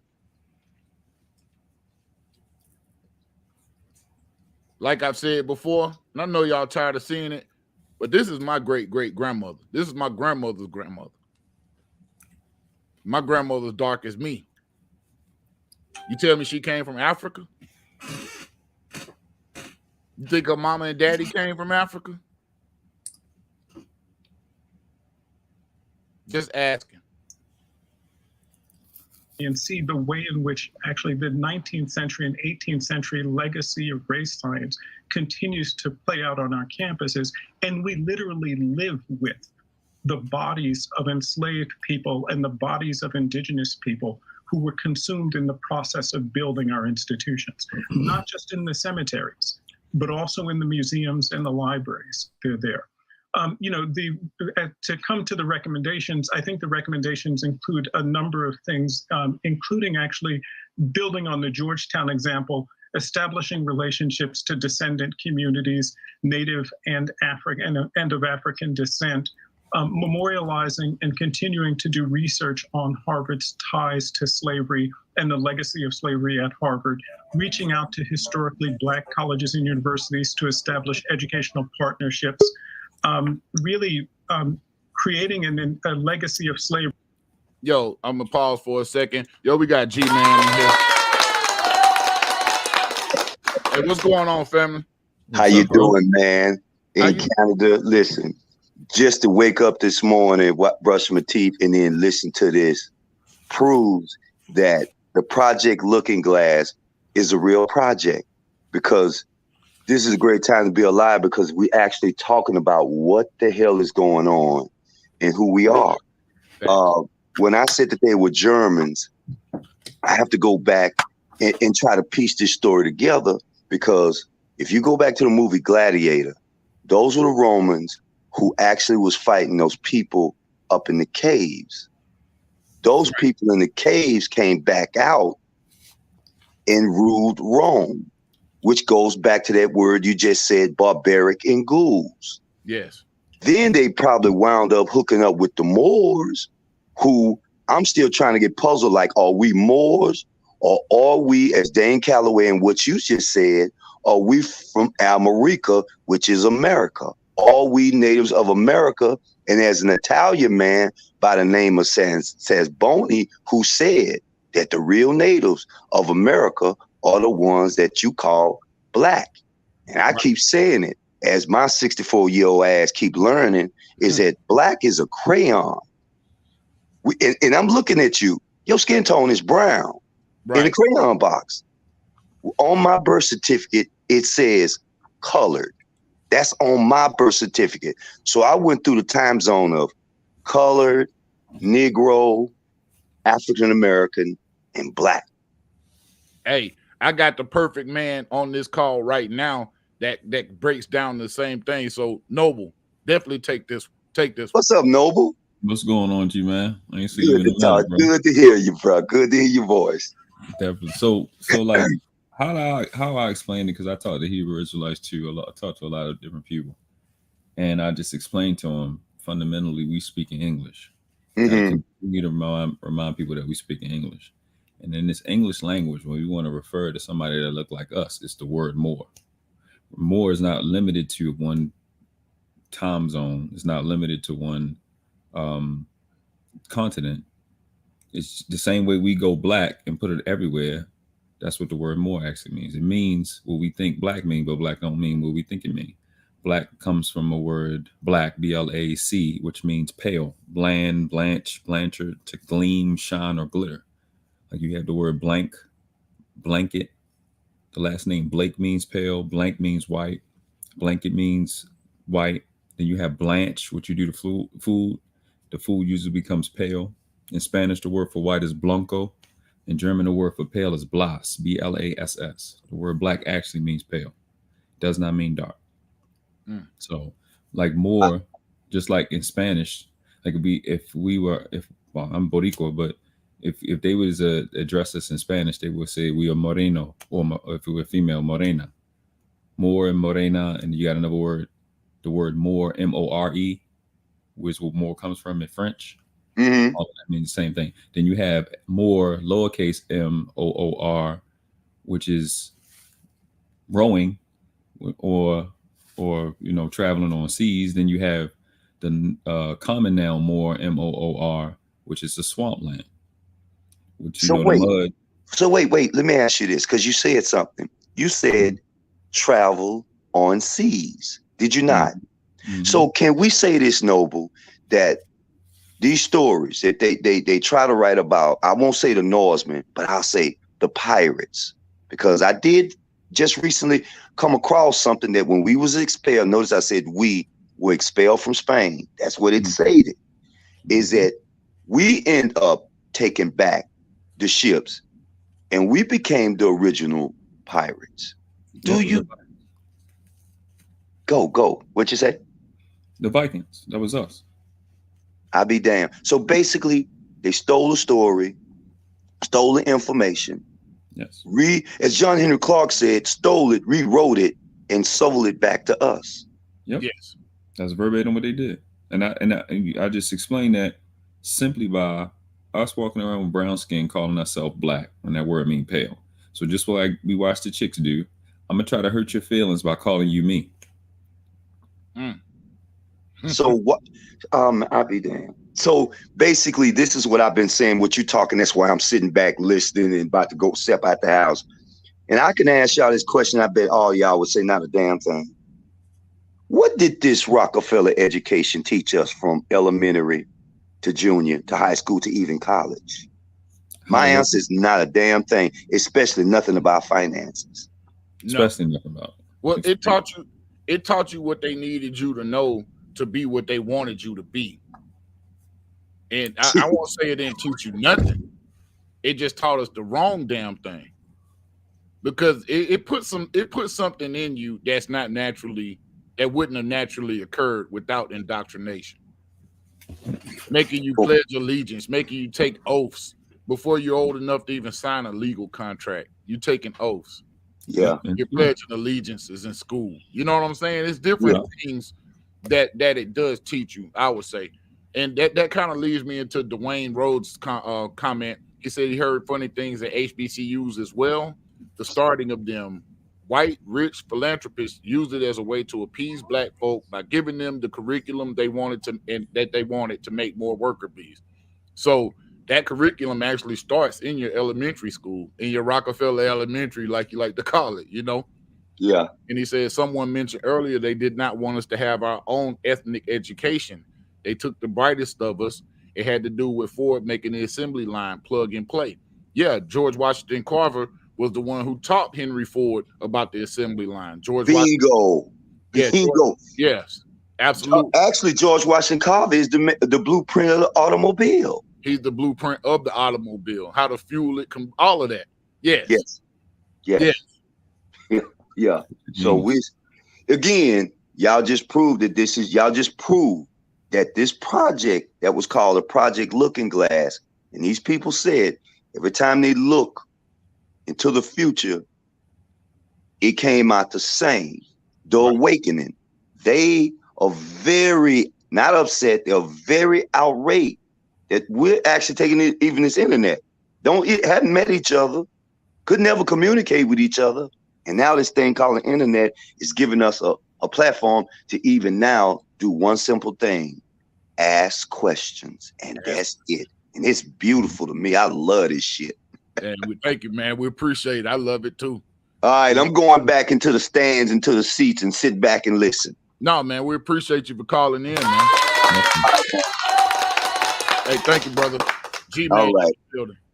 So Dwayne Rose says that they made us stagnant. They rewired our thinking for their needs. And I'm going to tell you, this is no more. This is a fact, first and foremost. This is a fact. But this is very evident in the overeducated African who still has not put a man on the moon, have not put a man in space.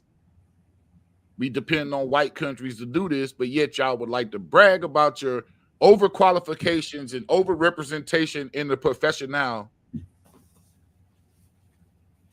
disciplines. But y'all aren't technologically advancing your own countries. What is your education being used for? Make Europe better? Make America great again? This is what y'all pride yourself on. I'll say this. I'm not a Neville Chamberlain type. I'm not going for appeasement. That might be y'all strategy to go for appeasement. My strategy is to achieve justice. Yes. We don't want acknowledgement. I don't want to end racism for y'all niggas. I need justice. I need my shit back. Bottom line. Facts. I think you hit the nail on the head, but before when you mentioned how when we were coming out of slavery, they were going in. Yeah. So we're not even dealing with we're dealing with a whole different person when we're dealing with them Africans coming over from over there. They in the middle of their identity crisis. Like their stuff is getting worse now. Like their identity crisis is getting, the bleaching is increasing. Their males are going to so-called white women or European women even more. Like it's increasing.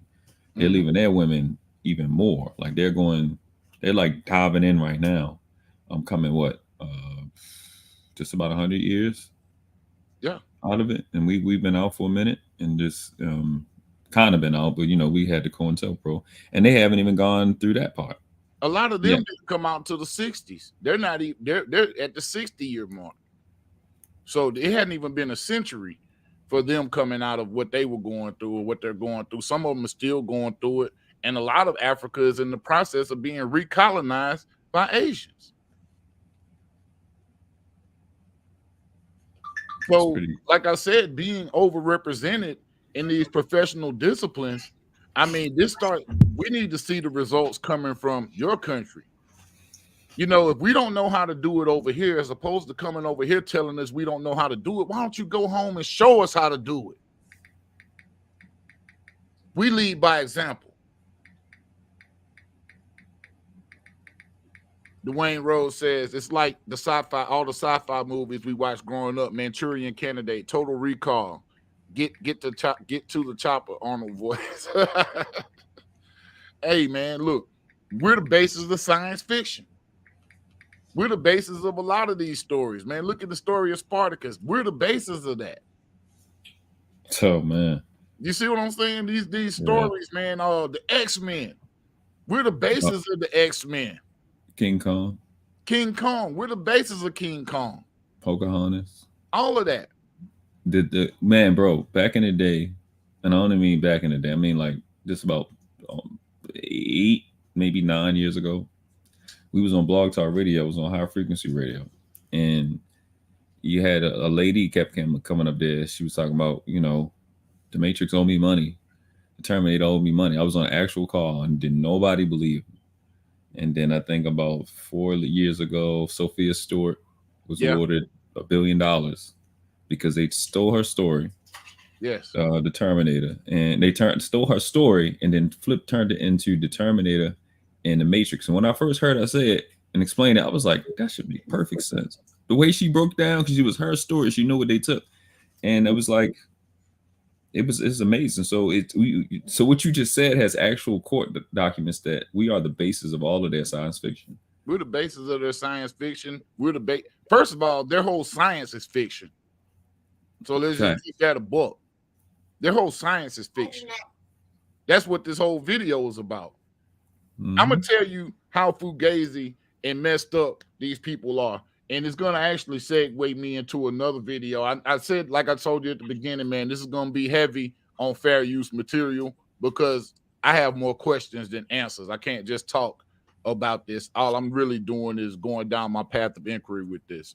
So let's finish listening to this, and then I'll segue into what I was going to talk about as far as the duplicitous nature of this adversary that we're dealing with. Fund an endowment, the $100 million to fund all of these promises, and then promising some long-term institutional accountability on these questions. Well, we want to thank you for being with us. Craig Stephen Wilder, MIT professor of American history, author of Ebony and Ivy, Race, Slavery, and the Troubled History of America's Universities. On Friday, Harvard University will be holding an all-day symposium telling the truth about all this, reckoning with slavery and its legacies at Harvard and beyond. Among those who will be speaking is the former head of Brown, now head of Prairie View A&M, historically black college, Ruth Simmons, as well as a number of the people who did the report, like Tomiko Brown-Nagin, dean of the Harvard Radcliffe Institute, and Ibram X. Kendi. We will link to that event that is happening on Friday. Next is the Biden administration. All right. So, yeah, I just wanted to share that video with y'all first and foremost. Now, that symposium took place yesterday. So what I'm going to do after we get off of here today is I'm going to go actually try to find it if there's been video recorded and uploaded to YouTube or maybe on their website. And I want to listen in. I want to listen in and get a little bit deeper. I'm also going to read that 130-page report. I'm not going to promise it's going to be this week, but I'm going to at least start it this week, and we'll double back on this. So I want to start using Saturday mornings to kind of come in and go over what's been read and just a research show. Just a research show. And have people call in, man, and be able to ask questions and maybe even give us some answers, because I'm not above learning from somebody that knows something out here. If you know anything on the topic, give us a call and let us know. Matter of fact, let me go and put the phone number back up there. And the question: do you trust your education? Give us a call, 515-605-9708. Special Saturday edition of the Big Mic Drop, a Fire Your History Teacher, episode 4. Also, go back and check out the first pre-records I did on Fire Your History Teacher. I'll make sure I take those off of private and put those back on YouTube, because I did some pre-records way back in the day about the magic carpet and the origins of the magic carpet and whether that was real or not, and also about the first pandemic, the very first pandemic in recorded history, which was the Athenian plague. Okay. They said it came from Africa. That's what the name of that one is. Everything came from Africa. Everything came from Africa. Let them tell it. But it all comes from the same place. All these plagues come from the same place, and that's from unclean interactions with animals. See that statement that everything comes from Africa is a coded statement. Yeah, that's why I keep saying etymology, parsing, and syntax, because Africa in Latin means terra. Terra in Latin means land, earth, soil. Right. That's what Africa actually means. It means land. So it's a redundant statement, like protein. Protein doesn't mean anything. Protein means for you. Pro means for, TE means you. They got these empty, hollow words that don't mean anything.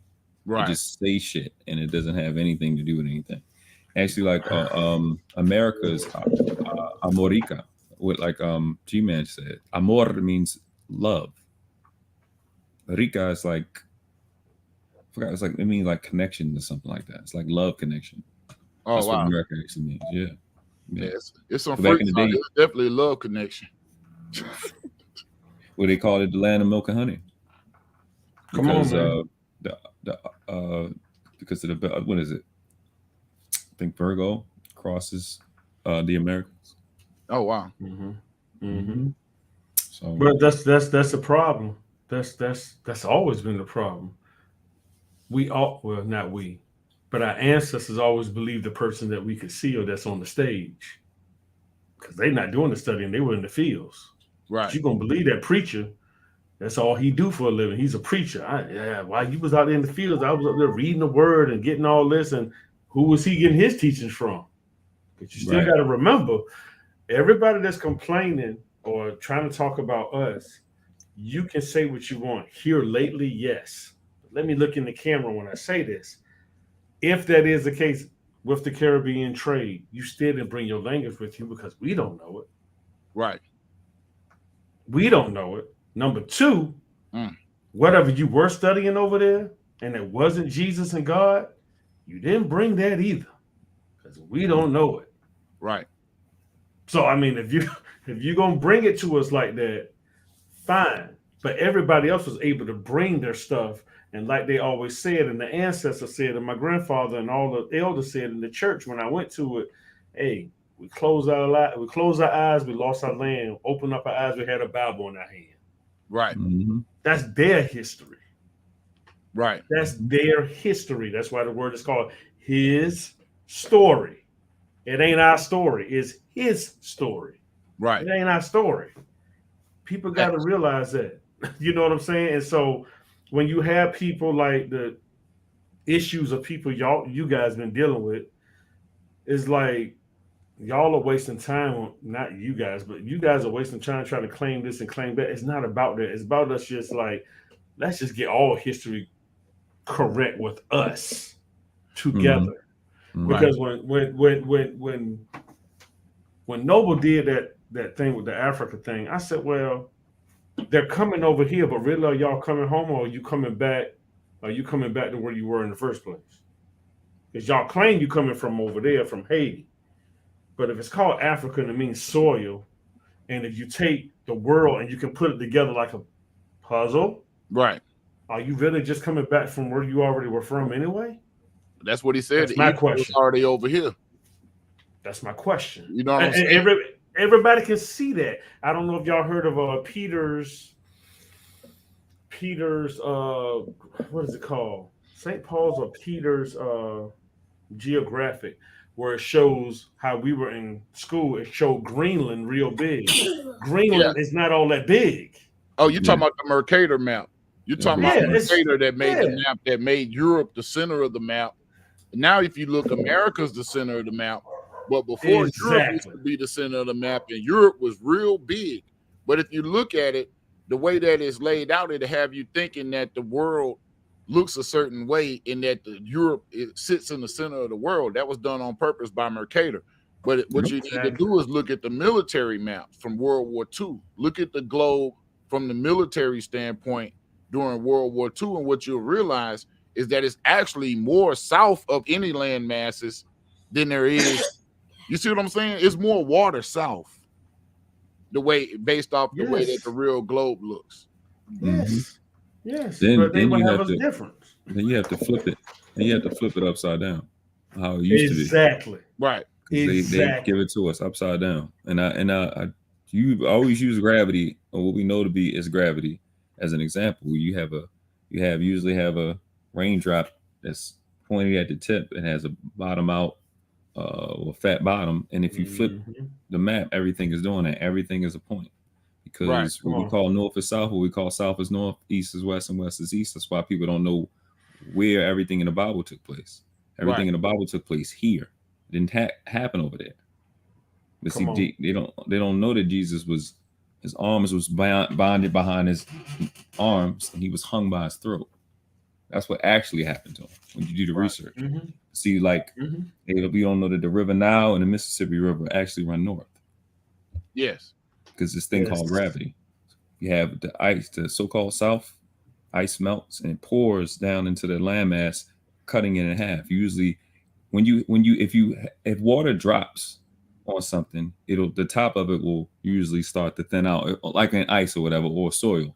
Then when you just look at, keep it in your mind between the Atlantic Ocean, you look at how you have Africa bellying out and you have America having its little spots where water creeped in, made that Atlantic Ocean, got a couple of islands that probably were mountains, and that's what happened.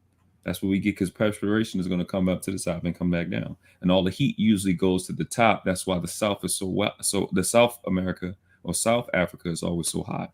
Right. Yeah. The map is completely upside down. So it's pristine science.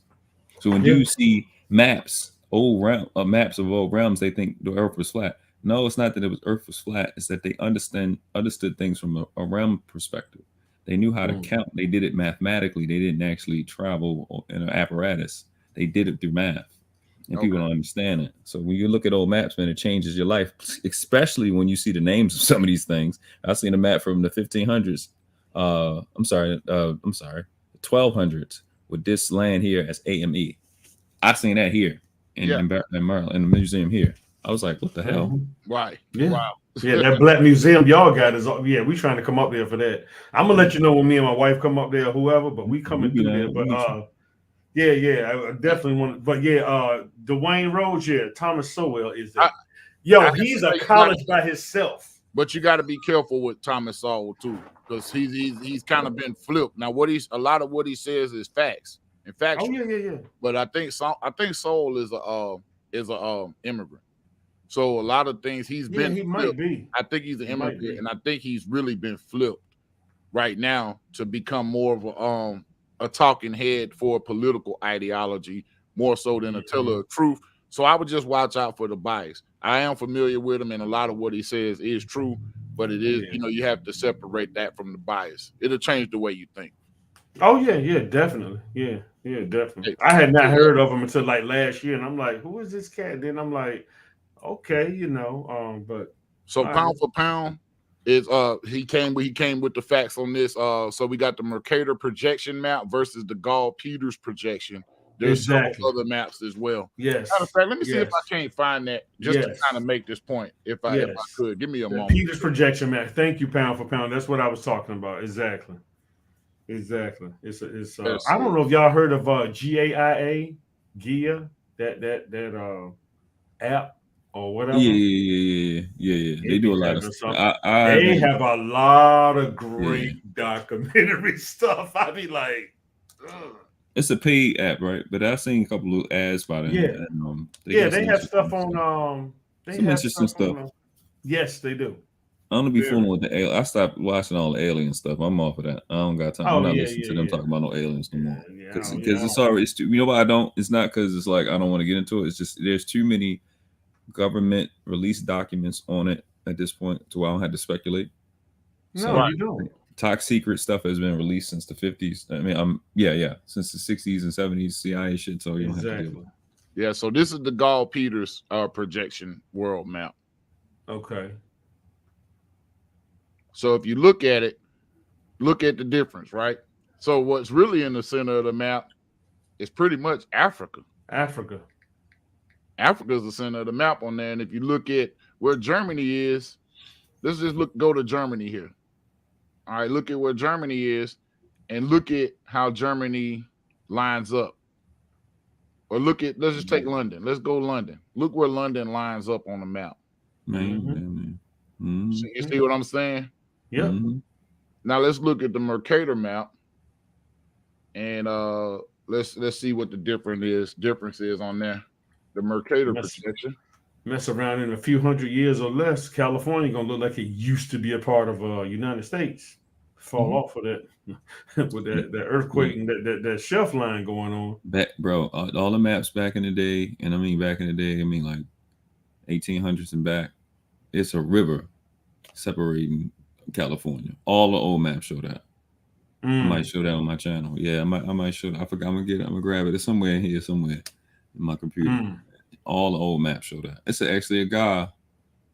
Matter of fact, I send you the link. It's the guy that already did all the research. Okay. UBTV. Okay. He specifically send it goes to over me. that. Yeah. Yeah, definitely send it to me. Hey man, let's take a look at this. What is this? So this is a Mercator map with the poles shifted. I don't even want to confuse myself looking at this. Hold on one second. He's like, I ain't even trying to go there. Oh man. Nah, take a look at this. This is how distorted the Mercator projection is. Just how much the Mercator map distorts the world. Let me see if I can't just pull this one up. It might be trying to block you not to. Yeah, it might be trying to block me. Yeah. Trying to block it, all the education you dropping. You need to stop. Hey man, I can't stop it, man. Nah, niggas over there reading. Nah, we don't need niggas. I know they don't know how to read. I know the niggas that over there read.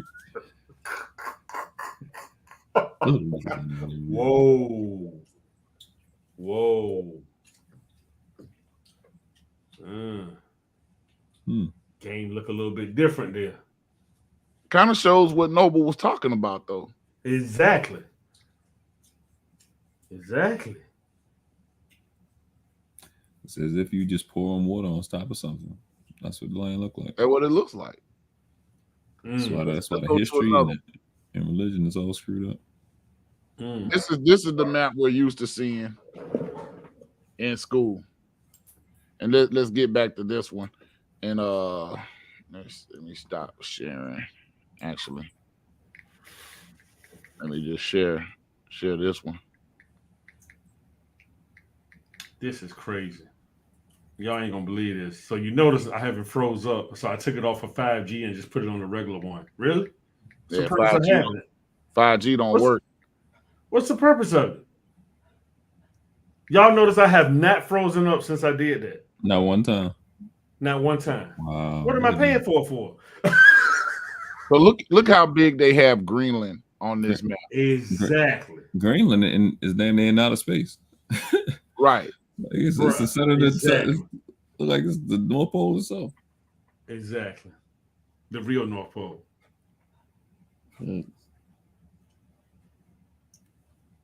It's very interesting how our basically our perception of things have been shifted through education. So like, G-Man was saying, they didn't teach us shit in elementary school. I beg to differ. They taught us a lot of the wrong shit and how to look at things from a distorted perspective. He told us and how to be Pound says, what all these maps struggle with, though, is taking the spherical shape and flattening it out. So every single map is somewhat inaccurate. Yes, but I'm going to tell you where it's not, though. And I got to show y'all this here.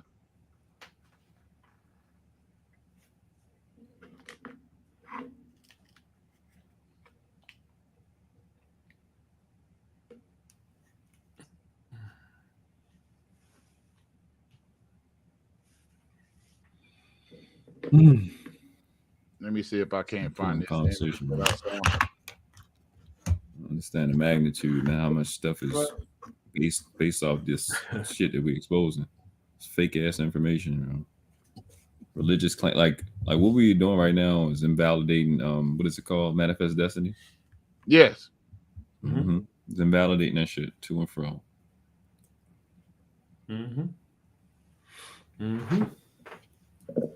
Yeah, man. I'm about to mess with Nova. Watch this. All right, Nova. Here we go. Bit Mike Nova. All right.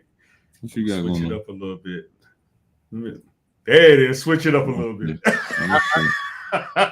I can't find it, man. I saw here's one. Here's one. I ain't gonna mess with it. Internet's not working. You don't know how that. This is actually closer to the real map, and I'm gonna pull this up. But check this out. This is $85, but this is an actual map from World War II. All right, so let me share this, man. It's gonna show you because you can't be off track when you're doing military operations. Yes. See, that's one place No, you cannot. that you have to be on point. So if you look You at the better be on United States, right? Look at what's directly east. Look at what's closest to Africa. Maine. That's the closest part of the United States to Africa. Yep. Sure Based off is. the real map with the real curvature. Look at the real size of Greenland. Smaller zone or what? Look at the real size of Greenland. Mm-hmm. Look at how Germany is actually north. You would look at that map and you would think Germany would be east, right? Mm-hmm. While it appears that you're flying east, you're in fact flying northeast to get to Germany. You're flying north to get to Ireland and Iceland. You're flying north to get to Sweden and in these areas. Wow. You see what I'm saying? Mm-hmm. Wow. If you're flying west, these are flight patterns. Huh? These are flight patterns too, right? Yeah, these are flight patterns for military. They gotta be accurate. Yep, they have to be accurate. Yes. Wow. You're not gonna get it. The difference of the when you drop something, it better be. So what Noble is saying, yes, the map is damn upside down. Yes. Yes. Yes. Yep. Yes. It's upside down. Look at India. Look at this. The quickest way to fly from New York to India or to China is to fly north. North. Through Canada. Not west or east. Not north or east. Not west or east. Right. Like you would think. And how would you know when they so far high up the ground? You wouldn't have a clue. Because they have them side by side like this to us. So it looks like you need to go east from where we are. Well, me and Noble are, we on the East Coast. That's Look what at we this. would think. This is the southern part of the world. Wow. Look at Africa. Look at where the tip of Africa is. Look at where Madagascar is. In reference to Antarctica. In reference to Argentina. When you finish, let me know. I'm done. Go ahead. I just want people to see this. So can you bring up South? Can you bring up the South? Right here. Mm-hmm. Does that? That's fine too. Does that or does that not look like a no-fly zone? Yep. Yeah. Totally. Total no-fly zone. Because why wouldn't there be? I'm putting my damn hand. Why wouldn't there be a flight pattern from the bottom of Australia to the bottom of South America? Right. Right near the top right. Why wouldn't there be a flight pattern if you just did in the north? Because there are bases there. I'm gonna say something that could get me killed. That's where all the real worlds are. Right there. Yep. And it's warm. It's warm. Yep. It's not cold. It's warm. Yeah. Wow. Yeah. It's real out here. Bro. It's real out here. And I'm gonna tell you 2 ways you can find out about it. Number one way is going in the military and I'm gonna say it, and my cousin, he ain't gonna call me. He ain't looking. I can call him. He gonna say yay or nay or not nothing. But and I ain't gonna put him out there like that. But somebody like him that was in special forces, he know all this mess. Hey man, he know this mess. Hold on one sec, man. I just saw so. I'm sorry, Bernard. You good? No, I'm you sorry, good, bro. But did I just see that this is the Arctic Ocean up here? I thought the Arctic Ocean was down there. That's what you thought. That's what they want you to think. Going back to what Noble just said. All you got is South Pacific Ocean that borders with Antarctica, the Atlantic Ocean, South Atlantic Ocean, and the Indian Ocean. There's no Arctic Ocean down there. Weren't we always taught that the Arctic Ocean was down? Yep. Let's look at this damn other map. Hold on, man. And damn this shit. Excuse my French. Bruh. What Noble just said, I don't think it'll get them touched, but I can tell you what, can't anybody just go there. I can tell you that. Man, this doesn't even show the bottom of the map, but even as a kid, we've always taught that the Arctic Ocean was up top. Was in the bottom. I thought Antarctica, I thought the Arctic Ocean was where Antarctica was. My bad. My brain fixed it. Yeah, you're right. You're right. My brain fixed it. My brain fixed it. My brain is already trained to understand that the South is North and North is South. I forgot. Man, come on, man. Yeah, the only thing saving me, but the only thing saving me, Bernard, is that I'm a noble and I ain't signed no oath. That's it. I ain't took no oath. I hear you, bro. Look at that, man. Look at that. Would you look at that? Yeah, it's a no-fly zone down there, and that's literally the flight patterns. And everybody been telling people that's what this is. What we looking at is why people think, why the flat earthers think it's flat, think the world flat because of the flight patterns. It's not why. Earth is spherical. It's just that the map, all the other information, because it has to be like this because claim of right is a real thing. And I keep saying this: the map is upside down, the language is fake, and people have claimed stuff based off this fake information. And now we finally starting to get a hold of it. You don't know where to look. You look into the wrong place. You need to look into the bigger world, which is here. There's more space in here than it is on this planet. Right. You're missing it, and they're fucking us over. Because essentially, all indigenous autochthonous people on the land are royals. So you can't have their shit without them giving it to you by right. Because even if you lose a war, it still belongs to you by blood. So I have to constantly keep you entertained. We'll look up what that word means. I might have to post it. And you don't have to keep you too entertained because you come here already primed to be a slave all your life because you come here as an infant and you don't know nothing. And if all your elders are gone and all the oral history is gone, what do you know? Nothing. You don't know shit. Dwayne Rose be dropping it. Hey, Dwayne Rose dropping in the comments, man. He dropping it.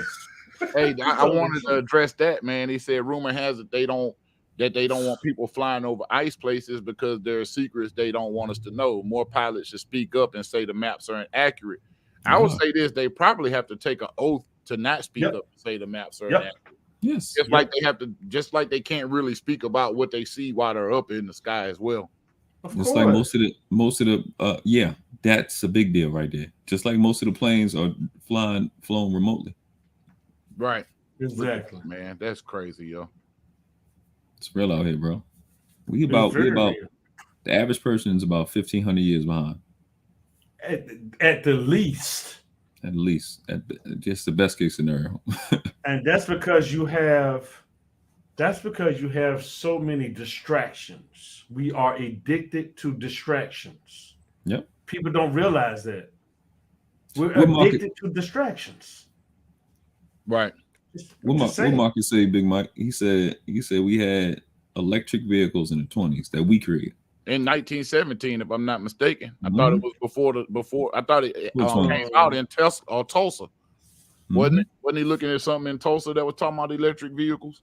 Yep. They just had a dude in the 90s into the 2000s that showed you the way to convert every car to water, and they killed him. Flat out just killed him. They got rid of him quick. This map. That was on Gia. That was on Gia. Yeah. That was on this Gia. air map. I'm gonna buy this. This is $85. I'm finna keep this up because I'm gonna actually buy this and put up. It's worth it. I'm putting it up in my office. Yeah, absolutely. You might not be the only one. You will not. And in fact, have y'all heard of C.R. Patterson and Sons? I have not. Yeah, right here. Built by the first African American owned automobile manufacturer, C.R. Patterson and Sons Company. Debuted in 1915, had a 4-cylinder conventional engine comparable to that of the Model T Ford Model T.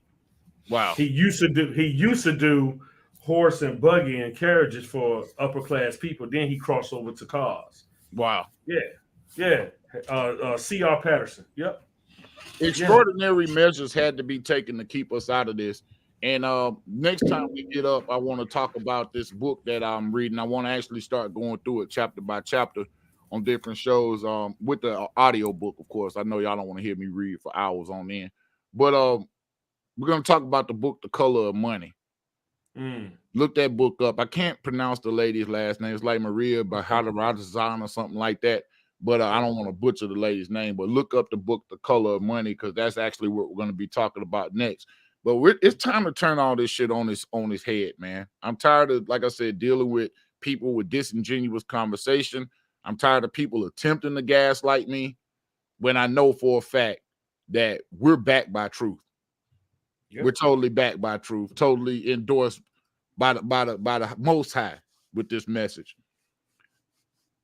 Yeah. Hey, he said, thank you, gentlemen. They're trying to do well like y'all, and I was taught by many Ivy League teachers and professors. LOL. I take salt with a grain of salt, and my blood pressure is high enough. I know that's right. I know that's right. You talking about MRSA Barradian? Yeah. Okay. Yeah. Okay, So, got it. Hey man, y'all feel like listening to a little music, man? I'm gonna take a quick Definitely. commercial break, man. I wanna replay the other one I got, man. It's a little bit lewd. It's a little bit lewd. Dude. Yeah, it's a little bit lewd. I might play that at the end of the show. But right now, I'm gonna go ahead and do an encore production of The Rooster, and we'll be back here in a few moments. Okay? That'll work. All right.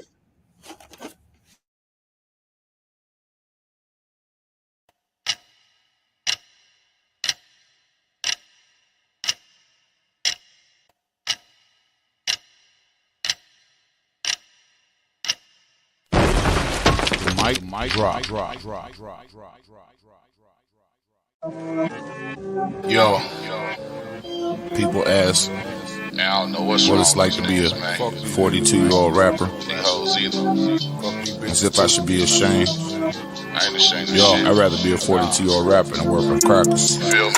All day. Word. You sent to the church. You do it in the streets. In the zone, all alone. Keep riding out when I far from home. Still gotta heal from the scars of life. Married to the beats, engaged to the mic. Despite the facts of haters, I still keep it moving like an actuator. Make moves slick like activator. Stay low key underneath, we major. I'ma be the stock till my time expires. Even if I got to spit it through the wire. That's right. My desire is to ball to the day we engulfed in fire. Cause ain't shit permanent. Life is a tournament full of predators. Gotta shine them up, show competitors. Analyze the what's, wins, and whys, and strive to live, fuck, just survive it. Fuck socializing. Do you niggas hear what the fuck that I'm vocalizing? Man, you rap niggas is so designer, you so vagina. Black eat tracks like bats in China. What are you, crazy? You hear me talking, hillbilly boy? I ain't doing you my damn sight. I'ma get medieval on your ass. Come off this shit. You're crazy. You can't do this. Chickens coming home You can't do that. No. Oh, no. I know you know where they are, so tell me. Yo. Snatch a bitch on the rebound like a dentist. Don't be alarmed, should be home when I'm finished. Guzzling Guinness, coming sideways, bitch, I'm in it to win it. I hope you eat spinach, revolver, I spin it. One squeeze and you finish. This shit ain't no, this is finished. Neglected the image, perfected the scrimmage. I win every skirmish. I am determined. This shit wasn't given, I earned it. Flow is provocative, that's my prerogative. Fuck how you feel. I am not a psychologist. At least I acknowledge it. We go to war like religion and politics. We talk a lot of shit. Watching this product flip. You blind to the obvious. You folks is oblivious. It can get realer, bitch. When it come to killer shit, we go gorilla, bitch. It's like Animal Planet. Only with automatics. Let you hoes have it. Don't get combative. Shit'll get tragic. I'm like General Mattis with criminal madness. Addicted to sadness. I stick to my iron like magnets. Duck from the dragnet. Cause I ain't never had shit but a marijuana habit. And a knack for the tablet. Some call it talent. I say my pain is apparent. Sociopathic, I'm blaming my parents. Just out here because of me, you motherfucker, you. The mic drop.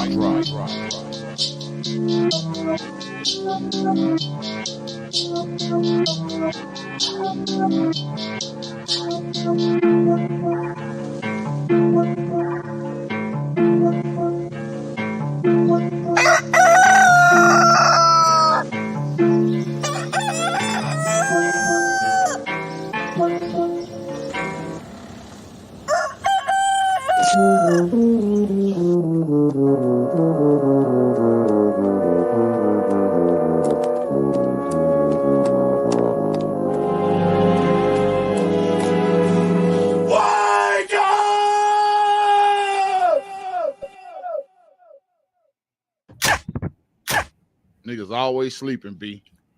That's The Rooster by yours truly. I'm gonna give myself a round of applause. Hey, that flow was crazy. Man, these niggas don't. That flow was crazy, bro. Appreciate that flow that. was crazy. Appreciate hey, no, but I'm sitting here like, Hey, bro, look. Yeah, you can rap, bro. Look, first of all, I just urge niggas to understand who and what you dealing with when you come on with fucking. Now you're dealing with one of the livest niggas on the internet, and we got two or three of them on here right now. Others, you see what I'm saying? Yeah. Didn't come to play.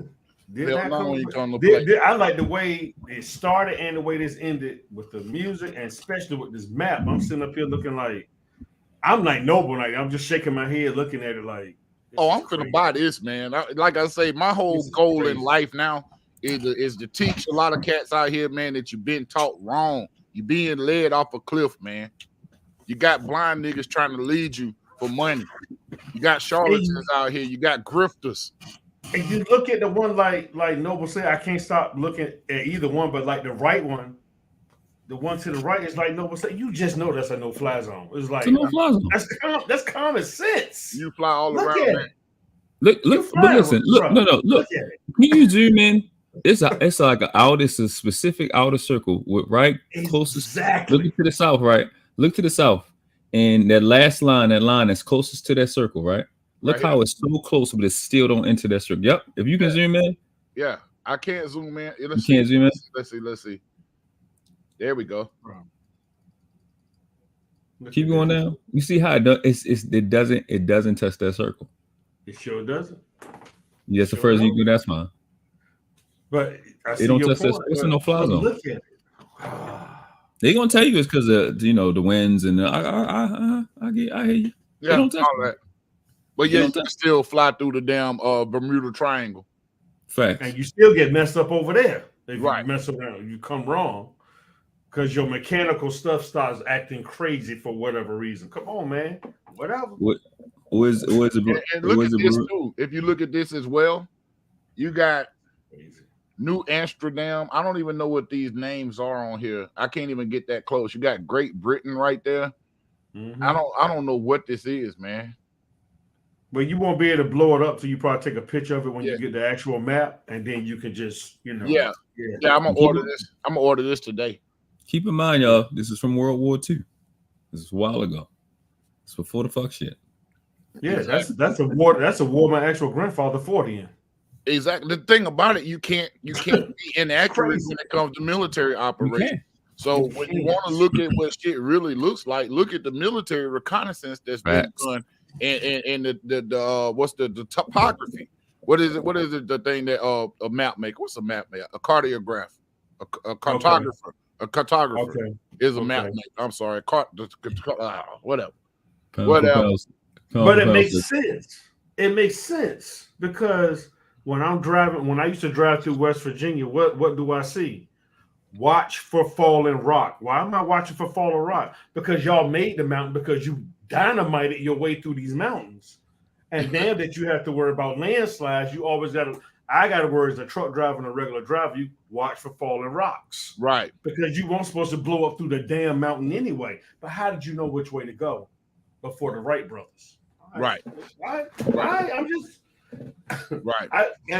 I'm just saying. Hey, pound for pound, man, don't buy my damn map. Hey, man, let me get off the show, man. Buy my damn map, man. He said, buy the one that's in stock before I do. Man, let me get on here and buy this map, man, for pound, be to bought my damn map, man. That map looks so old. That jank look like it might be on a scroll. The jank not even white. That jank like the paper look like gonna be brown.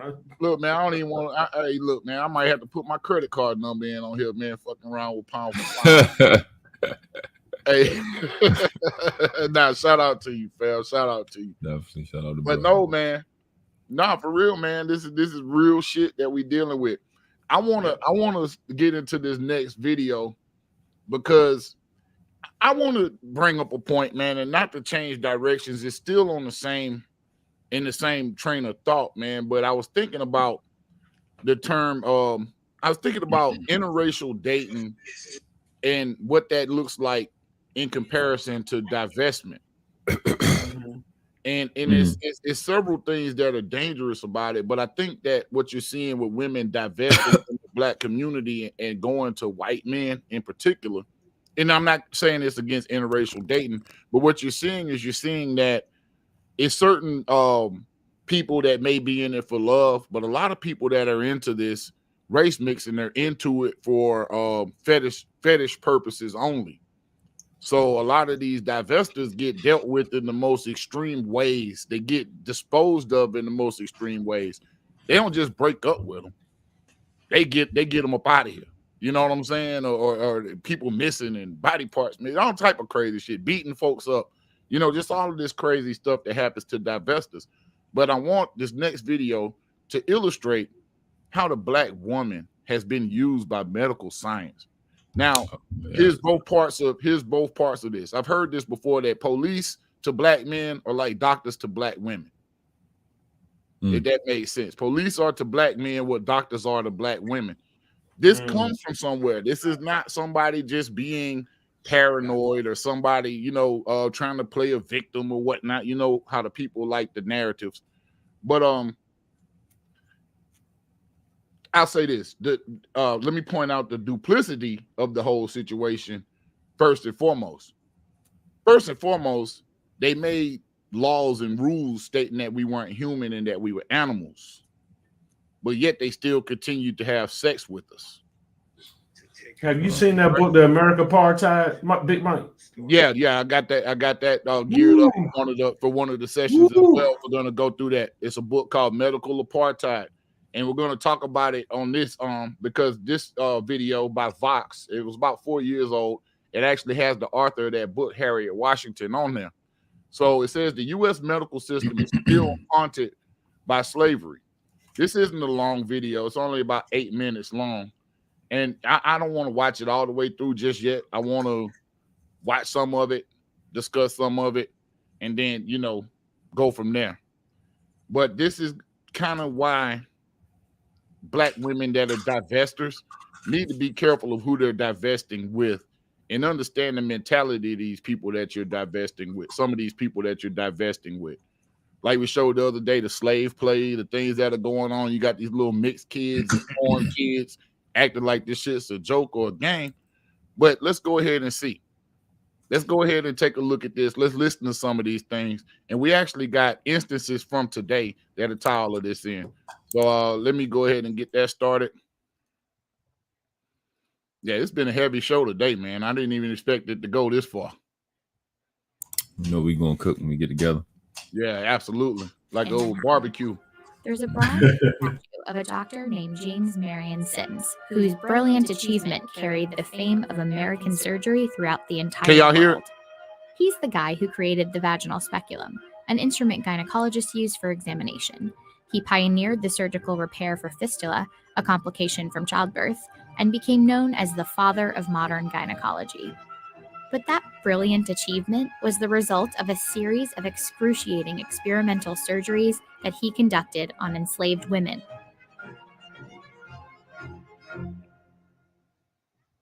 In a lot of ways, Sims epitomizes the story of American medicine for Black women. It's a system that's failing them to this day. From infant mortality to life expectancy, the racial disparities in healthcare are staggering. The gulf between Black and white might be widest when we look at maternal mortality, with Black women 3 to 4 times more likely to die in connection with pregnancy or birth than white women. And that divide can be traced back to doctors like Sims, who contributed to a long, largely overlooked history of institutional racism in medicine. Trying to understand a historical problem without knowing its history is like trying to treat a patient without eliciting a thorough medical history. You're doomed to failure. That's Harriet Washington, a medical ethicist and author who chronicled the intersection of race and medicine in her book, Medical Apartheid. While many of the stark racial disparities in healthcare can be attributed to environmental and economic factors like access to good healthcare, studies show that minority patients tend to receive a lower quality of care than non-minorities, even when they have the same types of health insurance or the same ability to pay for care. So this flies in the face of your whole, I'm just going to out-earn and somehow surpass white supremacy. See, this is why your earnings mean nothing. This is why when you talk about money being made and stuff like that, it really means nothing, because if you happen to fall into a situation where you're in the hospital and you get one of these prejudiced ass doctors, even though you got top-notch insurance, somebody still has to treat you and build a top-notch insurance. Before the before the billions. And exactly why me and my wife don't have a child or any children together right now, because we didn't go natural, but we went to this doctor over at Eastern Virginia Medical School, which is supposed to be one of the top schools here in Virginia.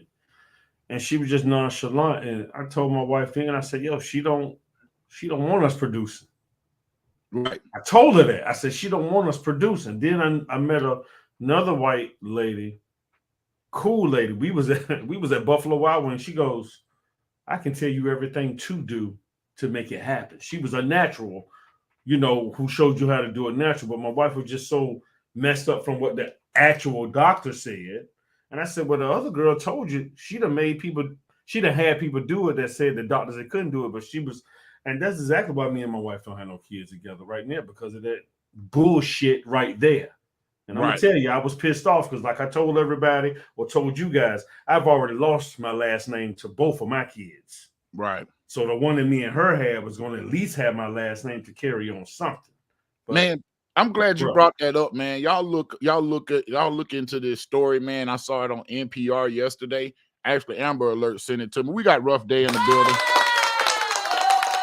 He say late to the party, better late than never, brother. We're glad to have you in, man. And we got these phone lines open as well. I ain't even really been checking to see if anybody's been on yet, but it doesn't look like anybody's left. But I'm glad you said that, because in Italy, the Italian courts have ruled that imposing a father's surname onto a child is unconstitutional in Italy right now. They said it doesn't. Let me read this damn story. Let me just stop playing. I'm glad you brought that up, man. Shout out to Mr. Palmer. Salute to Before the Billions. Yeah, yes. I woke up and I said, man, Gail got him up late. I was like, yo, they getting it in. I woke up like 3-something in the morning. They were still going. I said, geez. Yeah, they getting it in club hours. Right. Italian. At 4 a.m. let out. Yeah, man. Go hit IHOP or Waffle House after that. For sure. Or her house, Oh yeah, hey. Somebody cooking though. Okay, here it is. This was yesterday on NPR. And the name of this is Italian children should not automatically receive their father's surname, court says. Short article. The longstanding tradition of a child automatically inheriting the father's surname may soon be ending in Italy. Italy's highest court ruled Wednesday that children should instead inherit both of their parents' last names. In Italy's constitutional court ruled that the paternal practice of a child automatically and involuntarily inheriting the father's surname at birth was not only unconstitutional, but discriminatory and harmful to the child's identity. Now, these are the same people that tell you you can be a whole dude if you're a woman and vice versa. But they worried about a father having an impact on a child's identity. Pay attention to the precedents being set. Speaking of child's identity, this is my son texting me. I love it. My son was getting on me last night. He's like, yo, Pops, you be up on the joint? I took a picture of all of us up there with baby girl up there when we all four was up there. He's like, you gotta let me know when you're on. I ain't even telling him I'm on right now, so he's gonna probably get it. He's probably gonna get it. Let me text him back. 2012 Toyota, and he asking about cars. Feel like somebody gonna spend some money. Hey, you said Toyota or Honda, you already good. So I mean, you mess those cars up, you just don't keep up a car. I'm just saying. You just don't keep up a car. You're gonna be walking on your feet. Exactly. You mess those two cars up, bro. You just shouldn't be driving. Hey, so Dwayne Rhodes said, I'm sorry, not Dwayne. Wait, I'm sorry, dude. My bad. Dwayne Rhodes said, heard about how they're collecting melanin from people since they got rid of Gaddafi. Organ harvesting is in Libya big there on the black market. Why is China and Africa? Everybody's looking for the fountain of youth. See, the fountain of youth that Ponce de Leon was looking for was the wealth of black people that were here in this nation. There was no fountain of youth. It was black people. Even to this day, we're the youngest demographic in the population. Y'all can check the numbers out on that. The median age for black people in this country is 29 years old right now.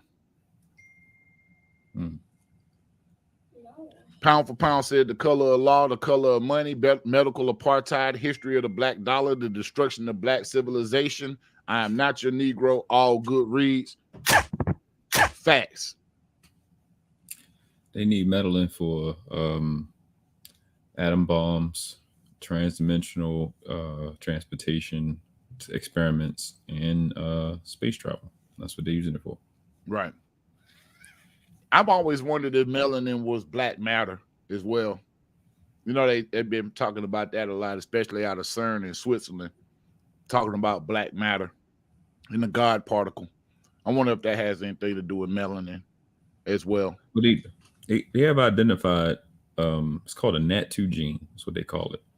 They call it like the God gene that we have in our DNA. It allows us to do with, and they came to this conclusion. Yeah, I understand how they came to this conclusion, because we always talked about the source of it was, these studies is based off these universities, but then they started, the CIA and everybody started using, those psychedelics and started dealing with I used to call them gingers, but the Irish people. Yeah. And they, they started realizing they have so-called quote unquote psychic abilities with them. Then with us, any average person, my bad, what the shit going on? Any one of us could transpose or, get the same type of effect without psychedelics. So they like, why deal with all that when they can just use our corpses and shit, and then add that to the psychedelics, and then take the psychedelics out altogether and turn it into technologies. That's what they did. Well, they're doing the same thing that we were talking about doing. They're reverse engineering our bodies, which is why they need it.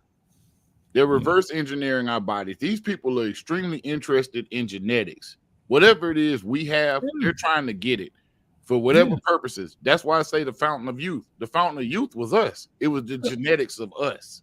I'll tell you the purpose. The purpose is to live. Right.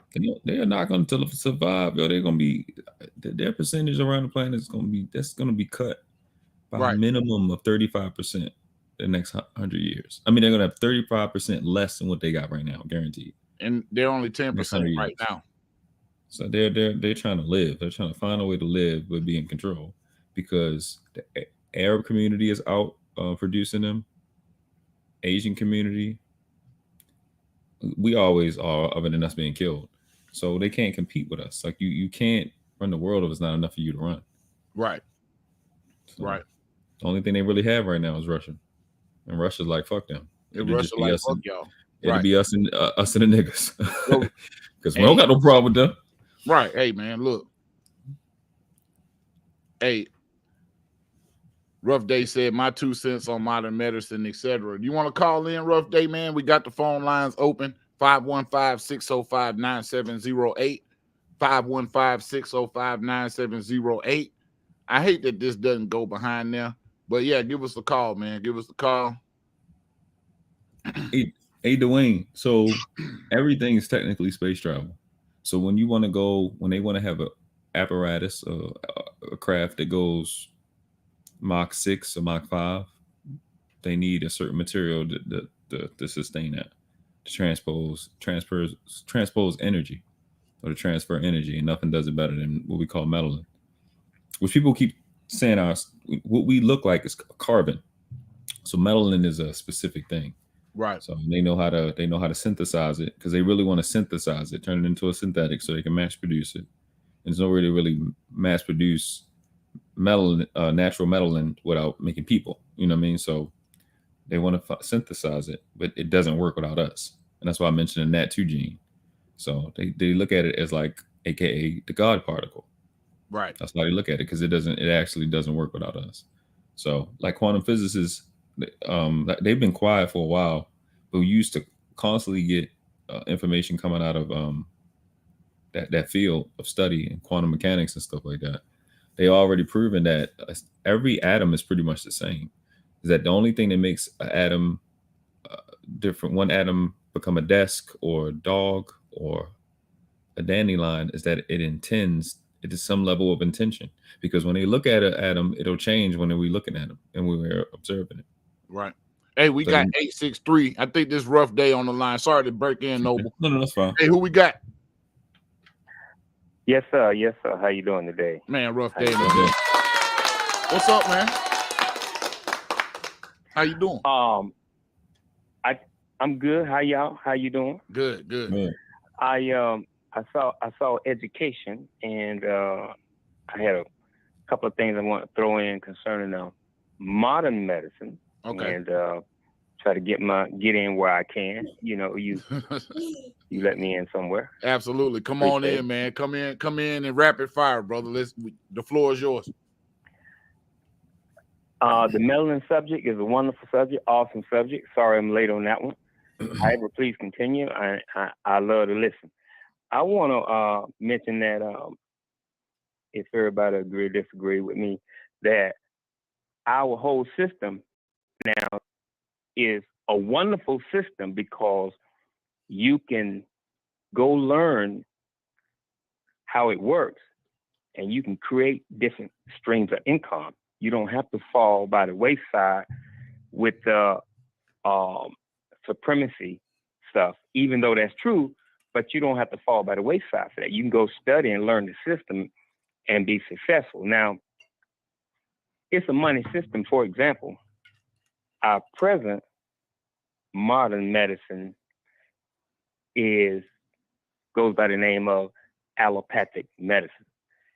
I confirmed this like 2 months ago. I was in talking to my primary care physician, and I asked her, and she agreed it is. And I said, well, we used to be on naturopath or homeopath, meaning that system, you treat the body, you help the immune system fix the body. Right. Now, I just got her to okay the allopathic. I didn't go into anything else with her, because she's a system, and you can't be messing with the system. Right. Allopathic medicine, if you know it or not, it's set up on, pharmaceuticals. And pharmaceuticals, 90 to 96% of those medicines are made from petroleum products. And petroleum products are poison to the body. You see, you can't go out and copy. You can copy something that's natural that works, which is what the homeopathic naturopath system was set up on. Natural herbs right from the ground. Right. God gave us that. Company can't go and patent something natural from the earth. But they go, and the amazing thing is, you can take petroleum and you can create almost anything. Yeah, Plus, we all are the same. Yeah, that's how Vaseline was founded. Because the guy got a burn and put some of the oil when they were digging the oil wells out in the Midwest. Put some of the oil sludge on that area that he burned himself, and it healed. So that's how they founded Vaseline. They just figured out a way to make it not black. But go ahead. I'm sorry. Cool. Right. You can add things into it and make different products or different drugs, but it's all from petroleum products, which is poison if you put it in your body, which is why when you go and get your drugs from the pharmacy, there's 3 or 4 pages of instructions saying, if you take this as the doctor prescribed, you can poison certain organs in your body. Right. Well, you're going to poison them organs in your body anyway. The instructions are letting you know you will do them too fast and you will die early. But you poison yourself anyway. That's the point of the instructions. If it was good for you, you wouldn't have instructions. So here's the premise behind modern medicine. You go in, the doctor asks you how you feel. Right. He goes in his book and he gives you the drug that treats how you feel. How you feel now. So they brag on managing your disease and managing your pain. Now, the managing part is the key. They're managing how you feel, meaning you feel sick, you're about to throw up, passing out, you just feel bad. That drug makes you feel better. However, the reason, the disease, that the root cause of how you feel, feeling bad, they don't mess with that. Because if they treat that and cure that, they're out of business. Right.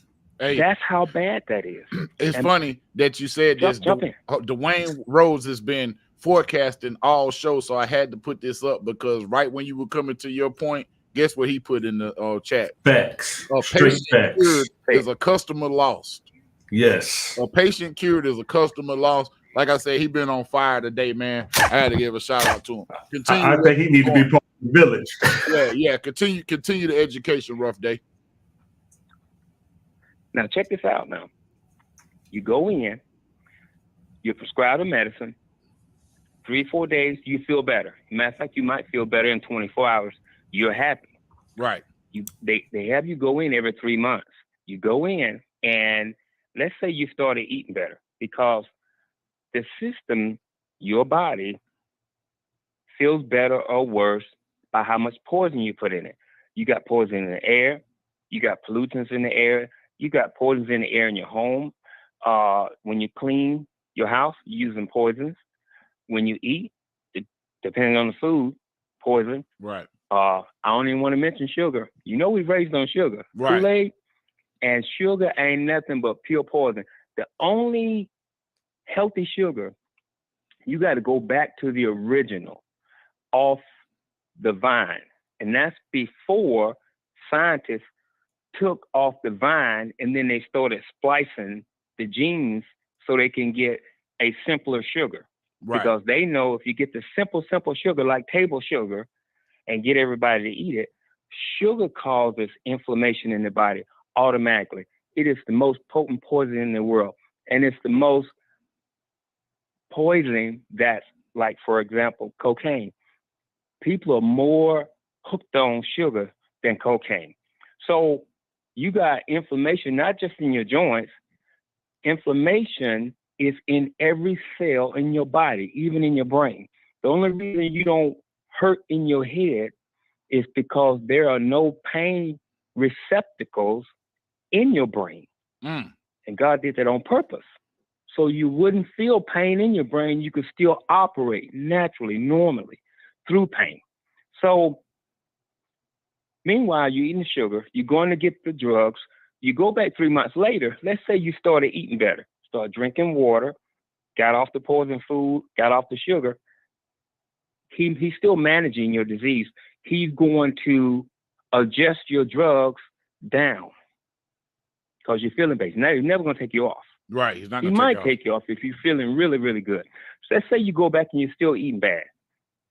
Now you're eating worse. You go back 3 months later, you get your drugs adjusted up so you can feel better. And what happens is the immune system is so powerful, it will fight to send you that signal. It will fight through that drug to make you feel bad again because it needs you to know you got something real bad going on down here. Right. Well, when you go back to the doctor, he raises the drug level from 4 milligrams up to 8 milligrams to cover that immune system, because the immune system is your alarm system. Hey, something wrong. Here's where it's wrong. So you start feeling bad. Right. But then the drugs go in and they actually block the immune system. Yes. They stop it from working. There's receptor That's blockers. how you feel better. Yeah, they block receptors. Yes, and so and the actual disease that causes you feeling bad is burning, going right on through you. Jumping. Wow. Hey, no, man, I can't really say nothing to that. I mean, you pretty much hit and nailed every point. Fellas, what are y'all thoughts on this? Well, I know about sugar firsthand because of gout.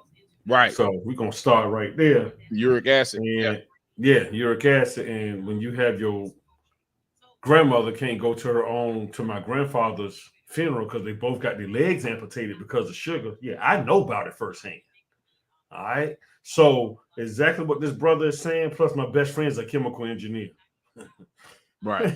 He's a chemical engineer. So just talking to him, even though he works at DuPont, the way he explains things is like your brain on the floor is like, well, can I eat any damn thing? But that sugar thing, when he's talking about, it's on YouTube where the rats pick the sugar over cocaine. Yeah. It's on YouTube. I mean, it's scientifically proven. I should change the question. Totally right. The question is sugar the real fish scale? That's the culprit, man, because like he said, y'all got to remember, especially in the South, and I'm on the Dixie line, I'm in Virginia, but every Sunday was grandma's house or somebody's house with some pies, some cakes, cobblers. Come on. Yeah. It's just what it is. So we grew up off of sugar. And so that's why we have sugar more than any other culture. I mean, let's just think about it. The brother is totally right. But once again, we so addicted to it, or not we, but a lot of us are so addicted to it, we don't even realize it. It's just, it gives you the same feeling, the dopamine. It's the same feeling, if not more. Yeah, absolutely. Same release. So it's like, to get yourself off of that, I'm glad. This is gonna sound crazy. I'm glad I had gout because I'd rather not have that pain and eat right.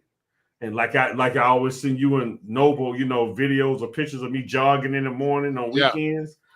Hey, I can do that now because I'm drinking a gallon of water every day. I know look, people, if you can't jog, I'm 48. If you can't jog, don't stress your joints out. Just walk. It's better than nothing. Right. It's better than nothing. And for us, it's so hard when you got a spouse or a girlfriend or whoever, a significant other, and they not eating like you or trying to do what you're doing. Hey, man, I'm going to tell y'all that can be. But my wife has come a long ways from where I was because at first she's like, I ain't giving up no bacon. I ain't giving up none of that. Yeah, she still ain't giving up no bacon. So I'm just letting you know. Come on, Rough Day. What's up? All right, you heard the term autoimmune disease? Yeah. Autoimmune disease. Okay, check this out. Autoimmune disease is caused by too much inflammation in a joint. In order for it to be in your joint, it's got to be in every cell in your body, and the body's trying to work. So here's what happens, okay? Let's say you're overdosing on sugar, because you can eat sugar, but if you burn it up, right? Right. Then it doesn't get stored as fat, and it doesn't back up and then, cause diabetes and all that nonsense. Right. But nobody burns sugar all day. And you get older, you stay eating that nonsense. So here's the thing. Sugar causes inflammation. So it builds up every day. The body's trying to get rid of it. Can't. So it has to push it out to the toes, to the fingers, to the eyes. Then the toes go, the feet go, the legs go. But here's the thing with the autoimmune. You got that inflammation going on. What does the body do, the immune system do first to fix the body, no matter what it is? It sends out those white blood cells. It's not really blood cells, but corpuscles, right? Now, it uses, here's the deal. Let's say you build a wall. You build a wall and bricks and mortar, and something happened. There's a wreck, and half the wall falls down. Well, you don't just build onto the wall. You got to tear the whole wall down and start over again. Right. Okay? That's what the body does. It doesn't go and say, well, I already got a part of this wall up. Let me add to that. It doesn't do that. The body tries to make you perfect.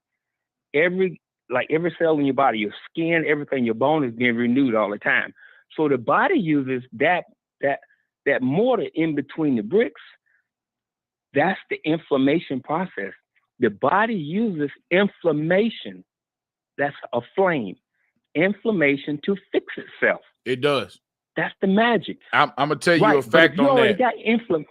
I had a knee surgery. I hurt my knee. I gotta make this one point last. Go ahead, brother. I'm sorry. Let me throw this one last point, and then I'm gonna turn to you. You already got inflammation going on in your body because of sugar. Then the body comes in, and the first tool it pulls out to use is inflammation. So if you already got inflammation going on, and then the body is using inflammation, that's autoimmune. Right. See it? Got you. I had a knee surgery. But they're not going to tell you that. I hurt my knee, man. I had a complete patellar tendon replacement surgery, tendon transfer surgery. When I was playing basketball, my knee just exploded. But after I got that surgery, my knee would stay probably 5 to 10 degrees hotter than the rest of my body. Like you could literally put your hand on my knee and feel the heat coming off that area of my body. Yeah, so that's all I was saying is I know that for a fact that it does use inflammation. Yes. To heal. Autoimmune means the body is eating itself or killing itself, burning itself up. Right. It's not, but in order for it to fix itself, it uses inflammation. Okay, but if you already got a bunch of inflammation going on from sugar and all other kind of poison, then that's the fight. Right. That's what they call autoimmune. But go ahead. No, go ahead. I'm agreeing with you. Okay. However, they can't tell you to drink more water, to eat right, because you're using two things. They're using your free will right to choose to eat and drink however you want to. And they get at Hippocratic oath that they will not do any harm. But if they don't prescribe medications, and if they tell you about eating right, they're breaking the law, and they could actually be sued. That's why the doctors can't go into, that conversation about natural stuff. Right. They can't do that. And most people don't know that, so they can't. Go ahead.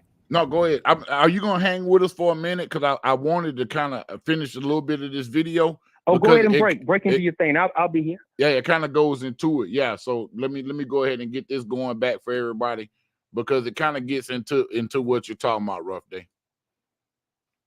All right. As African Americans, we've been abused for so long, consistently by the system. Why should we trust it? Why should we go to it when ill? And that's iatrophobia. That's a fear of the healer, inculcated by the behavior of those healers, unfortunately. It starts with slavery. Doctors relied on slave owners for financial stability. They accompanied plantation masters to auctions to verify the fitness of slaves and were called in to treat sick slaves to protect their owners' investments. In 1807, Congress abolished the importation of slaves and in turn pushed Black women to have more children, to essentially breed slaves. Founding father Thomas Jefferson later wrote, "I consider a woman who brings a child every 2 years as more profitable than the best man on the farm." Around the 1830s, the abolitionist movement led to the rise. Right there is the foundation of why Black women are considered more important than Black men. Yep, I would need you to go back and put that quote back up, bro. Please. There you go. It's a little bit more. Right there. Oh God. That right there is. And if you want to control them, go ahead, Rough Day. If you want to control the man, you have to control that man's woman. And right. That's any people. You control the woman, you control the man. Okay, absolutely. This is exactly what I was talking about earlier when I talk about the word entertainment. You already come here exactly how they need you to be. That's why he's saying that. You got less fight. A born slave has less fight than a dude that's been whipped already, because he ain't gonna know no better. Baby ain't gonna know no better. Right. That's it right there. The best man on the farm. Around the 1830s, the abolitionist movement led to the rise of what was called Negro medicine, or efforts to identify Black inferiority to justify slavery. And there were polygenists who tried to use both science and the Bible to find proof. All right. So do you see traces of taking free thinking Black people or Black people who aren't going for the bullshit narrative and attributing mental illnesses to them? Didn't we just go through that the other day? Mm-hmm. You see signs and things. Like I say, history don't rhyme. History doesn't repeat itself, but history rhymes. I'm sorry. Mark Twain said that. History has a harmony. It might not repeat itself verbatim, but it does harmonize with other parts in history. But we see that today with this argument of attributing a mental illness to a slave who wants to run away. Imagine that. Yep. That races evolved from different origins. The 1830s also marked the beginning of recorded experimentation on Black women's bodies. One doctor performed experimental C-sections on slaves. Another one perfected the dangerous ovariotomy, or removal of an ovary by testing the procedure on slave women. In fact, half the original articles in the 1836 Southern Medical and Surgical Journal dealt with experiments on Black people. And then, of course, there was James Marion Sims, whose reputation is etched in history and on that statue in Central Park. Between 1845 and 1840. Did that say I poured boiling water on the legs of a Negro? Yep. Yes. Pay attention, divestors. Pay attention. Torture. Torture. Which is simply, and I hate to say this, I gotta say it the way I'm gonna say it.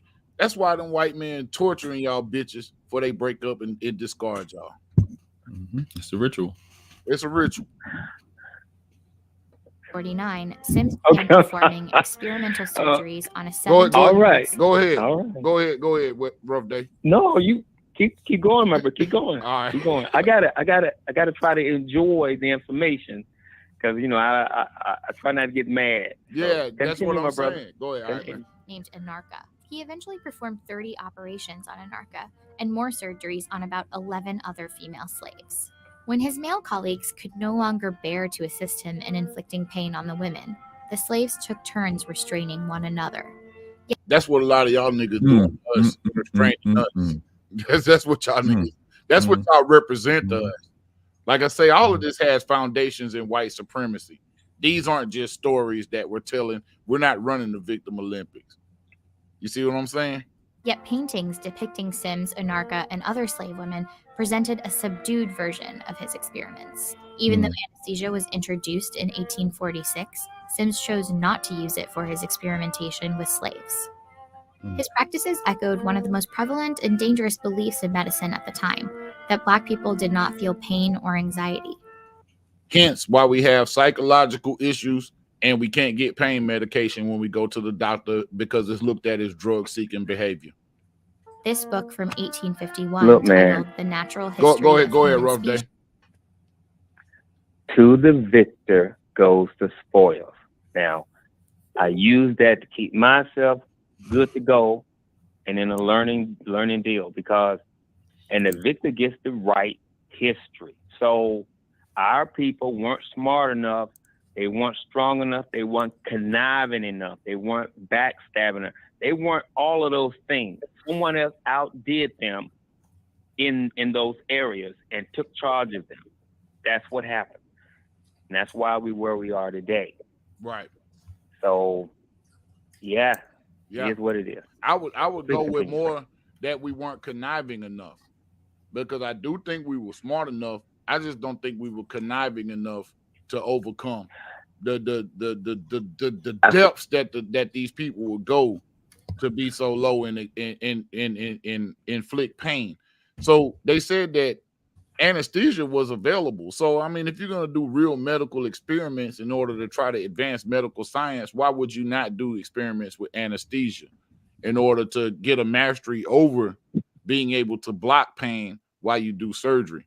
No, this was torture in the form of medical science. May I jump in? Yeah, go ahead. Okay. Yes, this was, well, at the time by law, this wasn't torture. And let me jump back in there and let me correct myself. When I said smart, I meant in thinking in order to be successful. They were the most intelligent. Black people right now, today, are the most intelligent. However, if you're not smart enough to use power properly and subdue and destroy your enemy, that's what I mean by smarts. They didn't use their smarts. When you are trusting, okay, you trust someone, let them in your home, show them your ways. That's not smart. That's what I meant by that. I'm with you. Thank you. I'm with you. No, I wasn't trying to, say that at you. I understand what you were saying, but what I'm saying is out of the things that we were deficient on was actually being deficient on being sadistic and conniving. You see what I'm saying? Yeah, that's what we were really deficient on. We weren't willing to go that. Because here's the deal. Even today, what people will call dumb is actually the product of us being generationally smart. We don't fuck with the doctor. We don't go to doctors like that. I agree. You know what I'm saying? Because we already know it. Going to the doctor or hospital is damn near like going to the police department. You don't know, and you can't promise that you're gonna come out. It doesn't matter how much money you have. And that's what we're trying to prove, is that all of these different industries, we've been used as the foundation for them, but they've been used to weaponize against us. Now, if you're doing gynecological study, why would you do gynecological study on an animal or what you consider an animal to try to advance medical science for your species? See, they did experiments on black women to try to make white women's pussies work better. Excuse my French. It wasn't illegal. It wasn't illegal. Right. It wasn't illegal. They made the laws. Right. Right. We were less than a dog. So they made the laws, and it wasn't illegal to do grotesque things to us. Right. That was normal back then. Right. And this is what I'm telling these divestors. The mentality isn't going anywhere. And I had a history teacher one time, man, when I was in college, that said one thing, and it always stuck with me. And let me make sure I say it right, but I am going to paraphrase. There is no difference between a surgeon and a serial killer besides discipline. That's the difference between a surgeon and a serial killer. And it goes back to what I was talking about at the beginning of the show with my Venus flytrap, thinking about the movie Little Shop of Horrors and the sadistic dentist who just wanted to be a dentist because he wanted to inflict pain. You know what I'm saying? So these issues get conflated. Go ahead. I'm sorry. Would the brother want to jump in? Yeah, anybody want to jump in? If not, I'm gonna press play on this. Go ahead. All right. Okay. You want to jump in, Rough Day? Go ahead. I'm sorry. Go ahead. I did. Yeah. Let me give a definition on allopathic medicine and homeopathic medicine real quick. Okay. What is allopathic medicine? Allopathic or allopathy, also known as modern medicine, suppresses the symptoms of any disease by attacking the natural defense immune system of the body, leaving the root cause of the disease intact so the disease can be managed for a lifetime. Let me give homeopathy. What is homeopathic medicine? Homeopathic medicine embraces the natural defense system, immune system of the body, and helps in curing the root cause of the disease. Now, people don't go and search these terms on the internet, but this stuff is out there. It's out there. We search other stuff. So anybody ever allopathic, look it up. It's going to be 3 or 4 different. Read all of the terms that's on there. The first 3 or 4, and you can get it. Okay, I'm out. Go ahead. Hey man, appreciate that. Hey, that's the common. I was letting y'all cook when you talk about the health stuff. That's the common aspect that you see, is that you just want to keep managing the ignorance. You want to keep entertaining the disease, keep it exactly where it is, and not actually solve the problem. That's the same frequency to kind of reverse the polarities, so you're self-defeating whenever it solve any problem. Like when you go like Dr. Sabi said, whenever you find a disease, you find mucus.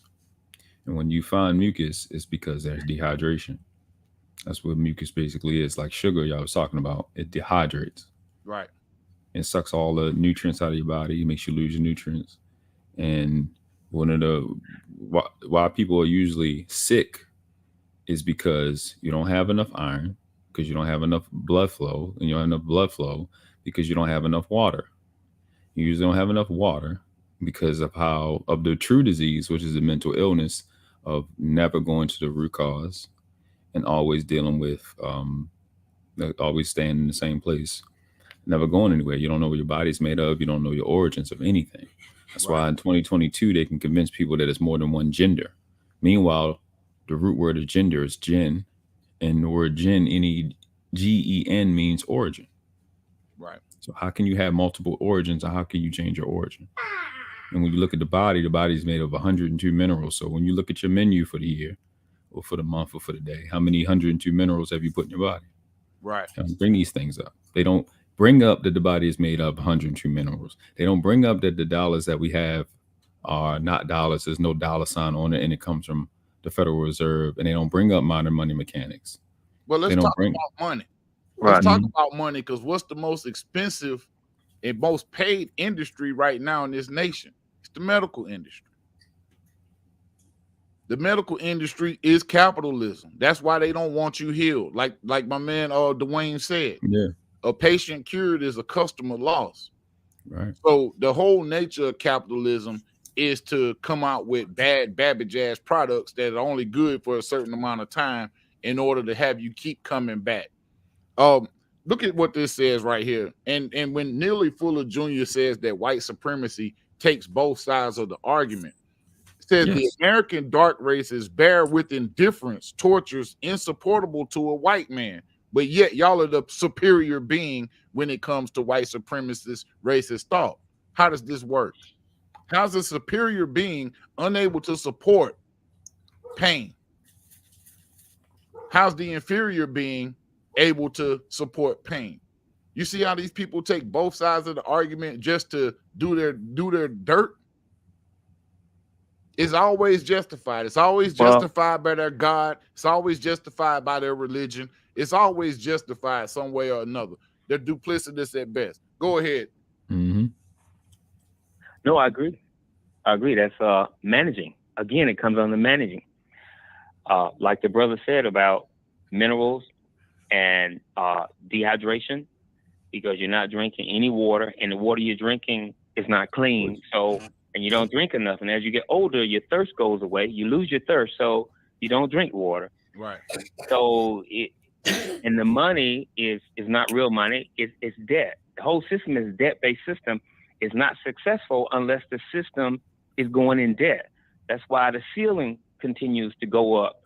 If it stopped, then the country itself would stop. It's a debt-based system. Absolutely. We it's about earning money, making money off of us. Absolutely. And that's what I was telling people when people like, Nathan Daly brought up with such confidence. Shout out to Nathan. Brought up with such confidence that black people in the United States, the poorest people, that's what the discussion was about. We the poorest, we losing, we at the bottom of the barrel, but yet people will bring up with such confidence that we spend $1.7 trillion a year. That will fly in the face of the poverty argument. It's not what we spend, it's what we're worth. That's how much they expect to get off of us. It's not necessarily dollars spent. If there was dollars spent, that meant that 42 million people had $1.7 trillion to spend, which would fly in the face of the argument. That's our GDP. That's our output. That's what they can get a loan from China for, or Russia. Right. They can get a loan based off on us. That's how they get money, because we are the culture. We export the culture. We are the education. These cadavers that are in these doggone medical schools still, I guarantee you ain't now one of them a white person. I guarantee you.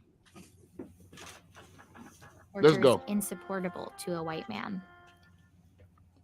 Studies released as recently as last year demonstrate that Black people are less likely to be treated for pain, particularly in the ER.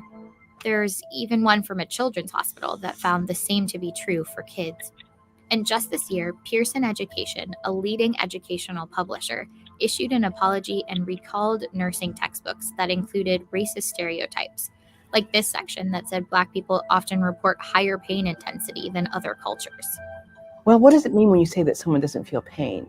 Among other things, you're speaking about their humanity. These are all part of that suite of beliefs emanating from the 19th century.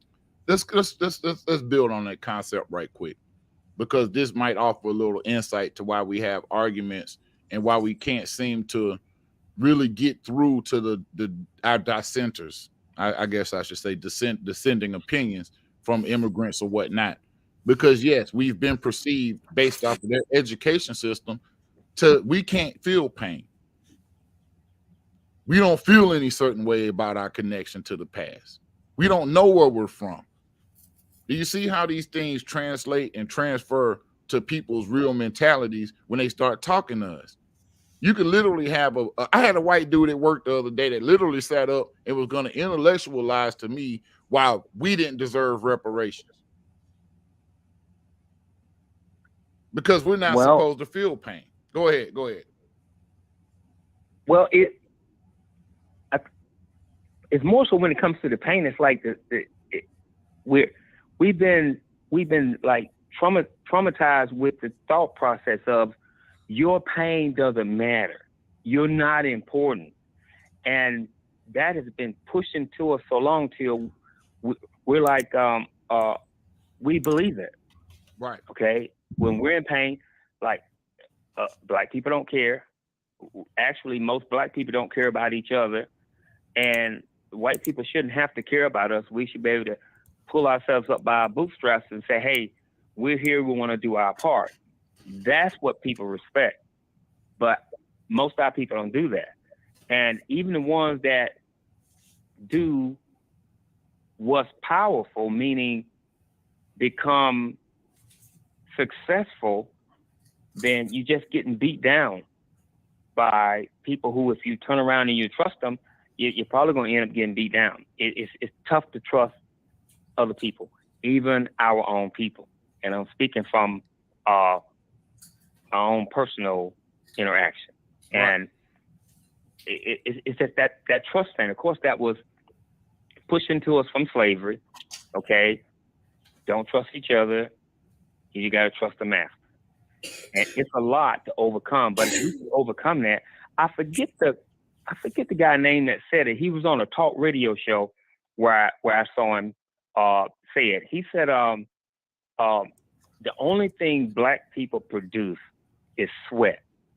We don't make nothing. We don't own any industries. We don't produce anything. And the system, the 1%, look at the world as it's a bunch of useless eaters, and we need to get rid of them. And while we're getting rid of them, we're just gonna make money off of them. Right. Hey, I gotta apologize to you, Rough Day, if I came across about the word smart. I've just been educated on this. Smart, a verb, Old English from smorten. That means to be painful.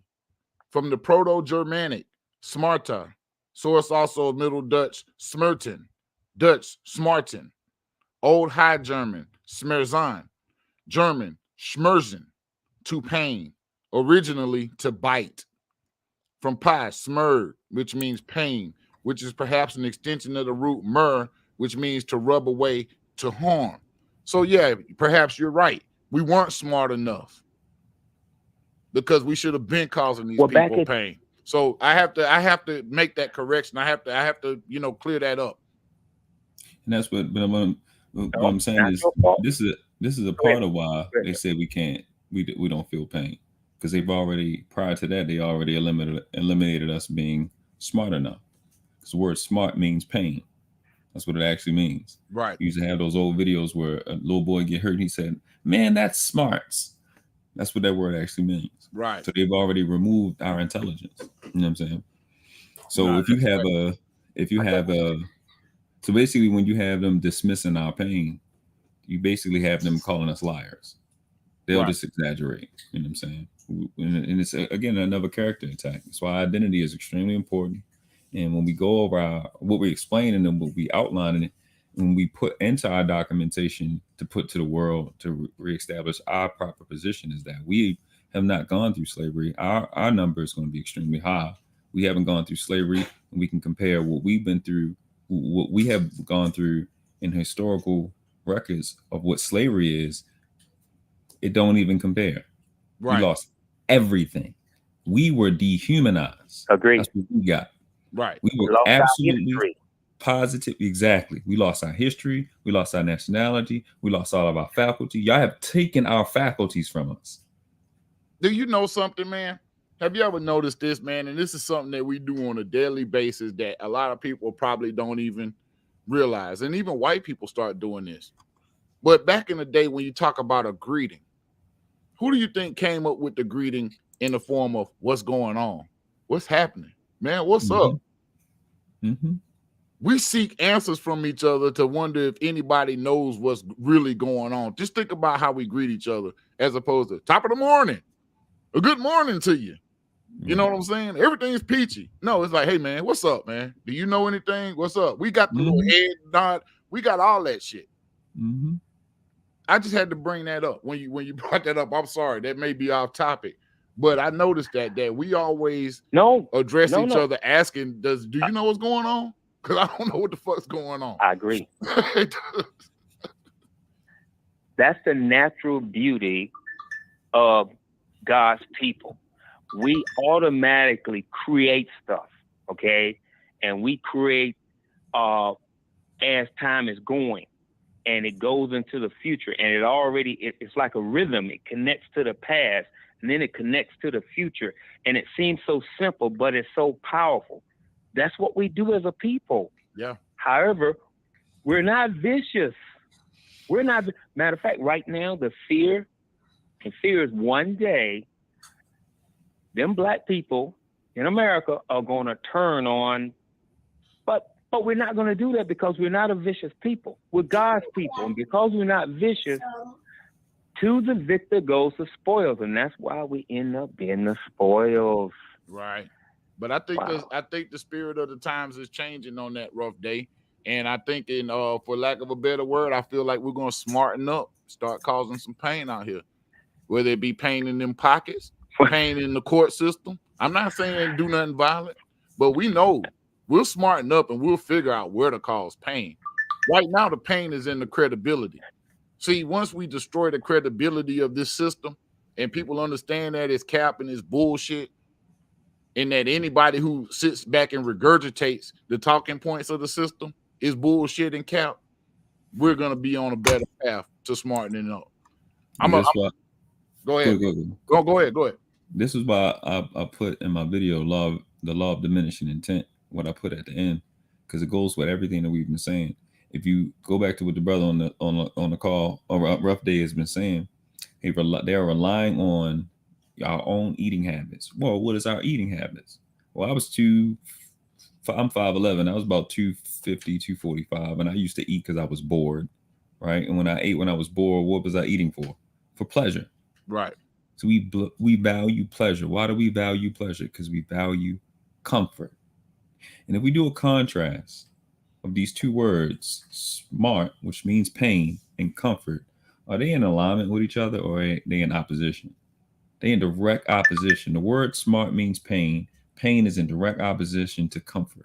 Right.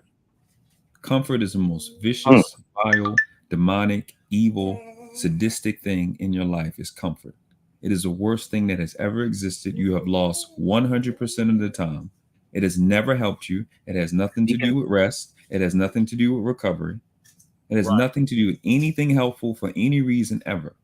And if you are in a country where you know you've been dehumanized and you're trying to be comfortable, you have lost your mind.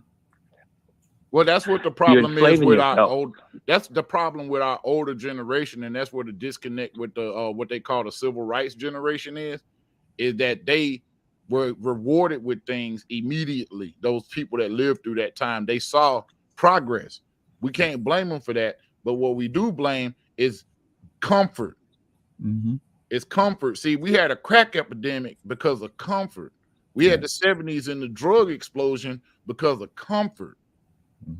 people got stuff. And then all of a sudden it became about, you know, buying these long ass, big ass cars and all these clothes and doing drugs and you know what I'm saying, moving out with white folks and buying farm raised catfish as opposed to wild caught catfish because somebody convinced you it was better. We got comfort. And the ice was colder. Right. Comfort makes you take offer a plea deal to the person that gave you injustice. Right. No, I want justice. I'm not taking no plea deal. I'm not taking a discount. You can't discount me what you owe me. Correct. Hey, I'm gonna watch you brothers online. Me and the wife about to go grab something, so we gotta go look at some houses. All right, Peace, fam. definitely, man. Yeah, man. Hard day for you. It's a hard day for you. It's so tough for you. You gotta go look at buy houses, man. It's tough, man. I'm gonna get like Big Mike and you one day. We'll see. Enjoy. Hey man, yeah, have a good time. Enjoy your day, bro. And y'all gonna have some good conversations today. So shout out Hey, to I'm gonna send that to you. That what's the name? That Okay, yeah, do that. About Egypt. Do that. But I'll be on the phone with y'all cats. All right, man. All right. I appreciate you. All right. Be safe. Thank you. Bernard S in the building.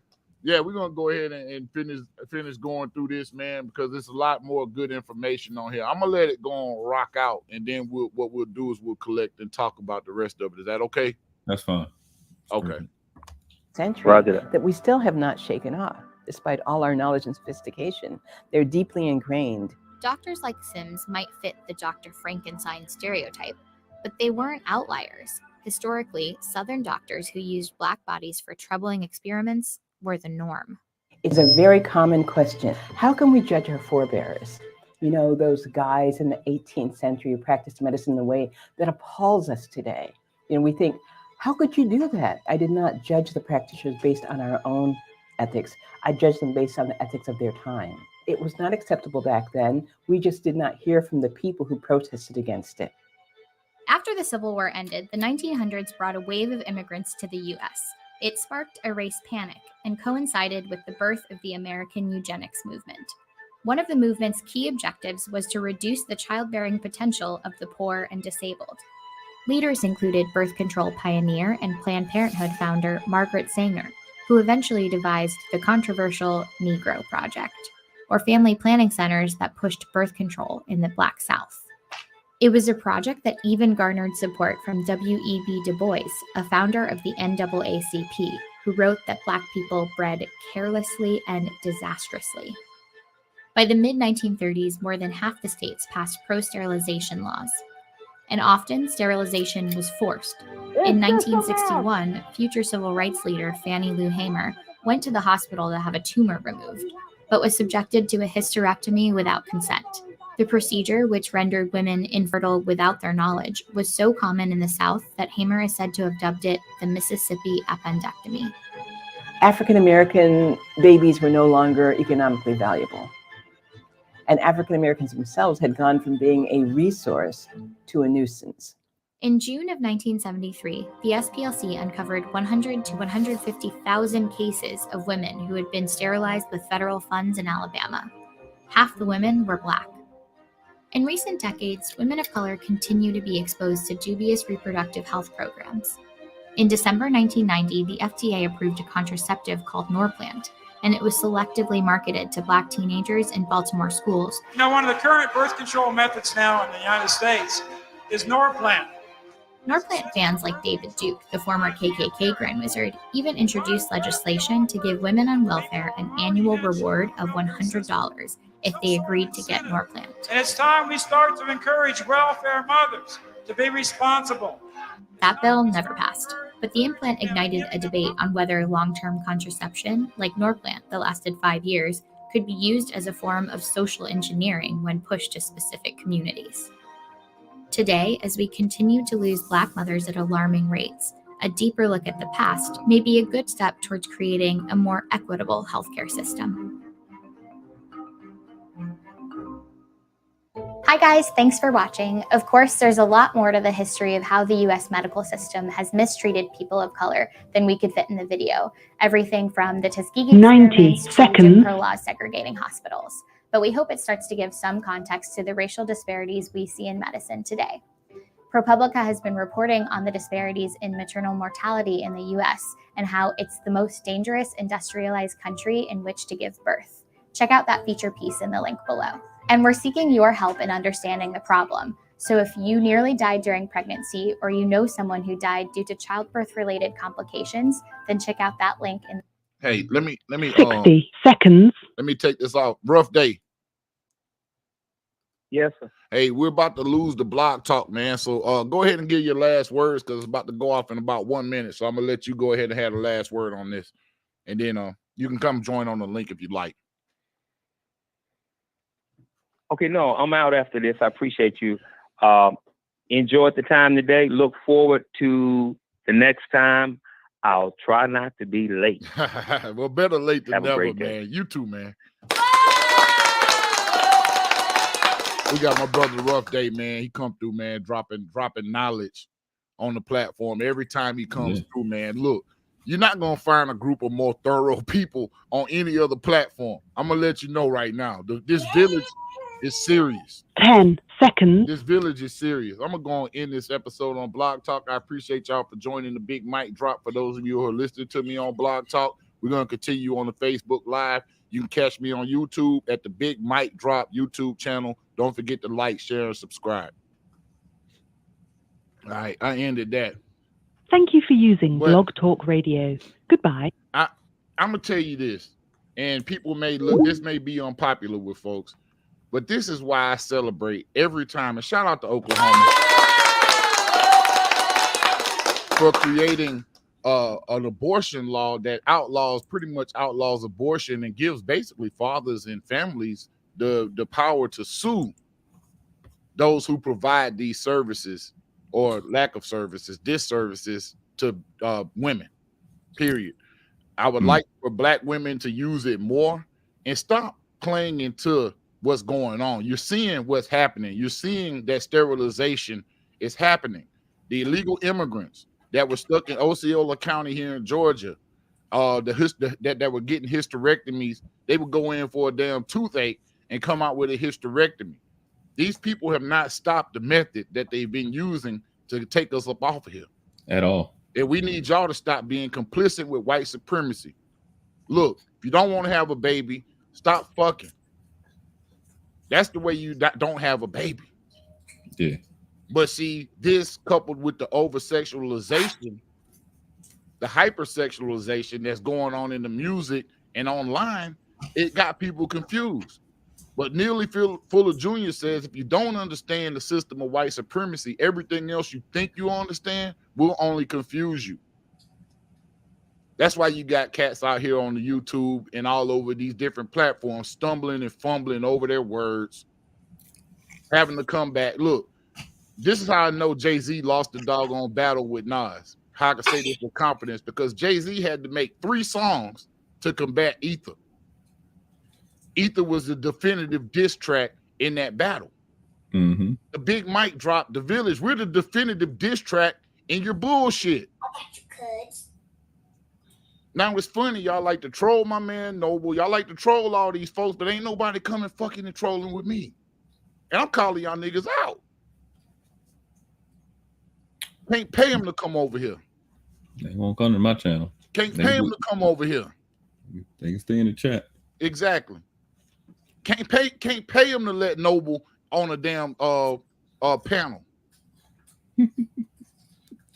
Look, we're not concerned with the other side. Bring your ass on. I don't care. We can do this in the middle of the street, dog. Don't nobody got books in that background. Nah. That shit ain't based off nothing. Nah. We're just talking. Y'all just talking. And really, if y'all here trying to get some game, stop listening to these cats, man. For real. Come over to the Big Mic Drop, like, subscribe, and share to this channel. Definitely. And subscribe to the World Class. Come to the village. Yeah, let's go ahead and well, this is actually over. Yeah, it's done. But yeah, this is done. But I just want you Black women to see that you ain't special. You're not in the clear of white supremacy. You're actually the nucleus of it. Facts. Without you and without your complicity, they can't fuck with us. Mm-hmm.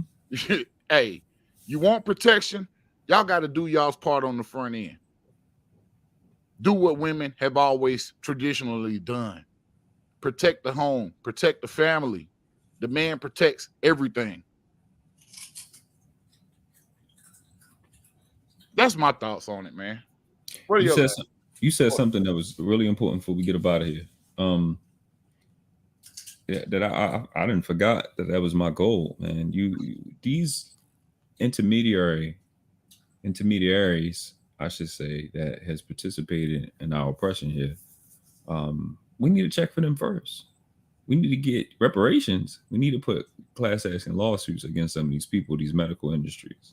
Yes. And one people that, and I'm telling you, like, the number that y'all got for reparations is what these companies and these corporations have owed us for. And you just including reparations, right? We just including mistreatment, but just their own fucked up practices that are against their own corporate laws will probably equal what we want in reparations, let alone real reparations. And I only say all this to say one organization is more responsible than any organization. And I could give people 100 choices and they'll never come up with it. And it's the Bar Association. Wow. Okay. The Bar Association. They are the number one criminals, and they are the worst of the worst. They are the number one criminals, number one oppressors, because they're writing each one of those laws that lady mentioned, that was mentioned in that video. You have a bar-associated attorney behind that, or bar-associated judge behind that, or some type of corporate attorney behind that. It is them. They are the problem. The big Illuminati that you're working, don't worry about them. Worry about the Bar Association. They are responsible. They have insurance policies. Then you can go to the big money, these insurance companies that have been finding a way to get out of claims, giving information that they're not supposed to be given to these corporations to help fuck us over in these medical professions. It's them. Y'all had to come. They don't try to come kill me. You should, because if I was y'all, I would. Because I'm coming for blood, bro. It's the Bar Association. It's and if you want to really do like the ground root of research, Mike, you already said it. You're already in it. It's military records. Hey man, hold on. CIA records. We ain't going nowhere. We got we got big fish in the building. Family, what's up? How you doing? Welcome to the Big Mike Drop. Peace. Thank you for letting me in. Yeah, absolutely. I saw you in here. I'm like, we ain't going nowhere. I was on earlier and then I had a phone call, and so I dropped back in. But just listening to the conversation and following earlier, I had some points. Okay. Starting off with University of Harvard, right, and Brown University. Brown University was one of, we can say, like one of the main universities who started before even Harvard University. So Brown, when you look at the Brown family who made the run on rum, right? They was able to take, the whole town pitched in on this venture to be able to travel down south. When I say down south, I'm talking about south of the border, right? They were able to travel down south and then current their way to the west coast of Africa. And that's the way that the slave trade was really ran. They have taught us that we came from the west coast of Africa over here to try to put an educational cap on us, because again, when we talk to our great grandmothers, our great grandfathers, they all have the same similar story, that we're Indians, right? That we was never enslaved. Even like you showed the picture of your great grandmother. Look, that's my great grandmother on my mother's side. Right. She was, they call me quote unquote light skinned, but she was way lighter than me. Right. Mine too. Mm-hmm. So there is it was a purpose for the miseducation, right? And we're talking about reparations, or like I like to use compensation, right? Because reparations really is compensation. Right. Mm-hmm. So compensation is what we really need to be focused on. And even with a lot of, well, who does the compensation go to, and how much do we get as far as compensation? Look, we don't want your education, right? We've gotten over 100+ years of your educational system. It has done us no good whatsoever as a people, because what they did was they killed off our ancestors, so then we became orphans, and then they taught us whatever educational system they wanted to teach us. As they was just saying in the video about Parsons actually, it's crazy. Someone, one of our members here in the temple, he sent me a picture of a European quote unquote Indian that they was teaching his son. I believe his son is about 8-10 years old. And he was like, man, Grand Sheikahs, look at this mess right here. And he was like, I think he was in the 3rd grade or 4th grade, one of those. And he said, man, look at the picture of this, this quote unquote so-called Indian. And he said, this is what they're teaching them. And I asked him, I said, is that Parsons? He said, I don't know. I said, look at who, is authoring the book. So he sent me the picture, and sure enough, it was Parsons. I figured it was Parsons because Parsons is the main educator. But Parsons also comes from their parent company, which is Prentice Hall. Now, Prentice Hall comes from their parent company, also known as the Cap Corporation. And if you look at Illinois and its articles of incorporation for the Cap Corporation, it's no coincidence that the Cap Corporation is the next corporation that was incorporated after Moorish Science Temple of America. And Prentice Hall, we know, is one of the major publishers when it comes to books and education and printing material, because again, it's a part of the systemic, I don't even like to call it racism, it's a part of the systemic program. Exactly. Right. It's the programming that they continue to keep us on.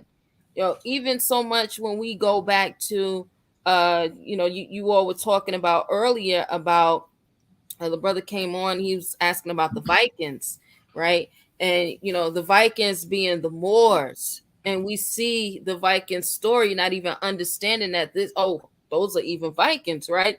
When Abu Bakr II came over here, met with Queen Khalifa, she put him on to the gold trade, where he brought Mansa Musa back so much gold, they put Mansa Musa on the Atlas. Yes. With gold. Yes. I got a picture of that somewhere.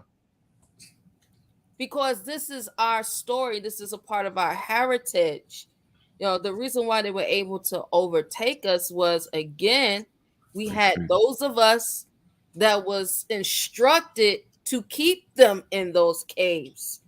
So the instructors of the cave dwellers taught them, go outside the caves and fight us. We were able to keep them in the cave, fight them back into the caves. So now they learned our technique of fighting, and that's how they was able to overcome and take over us. Even looking at over here, it wasn't until the late 1700s.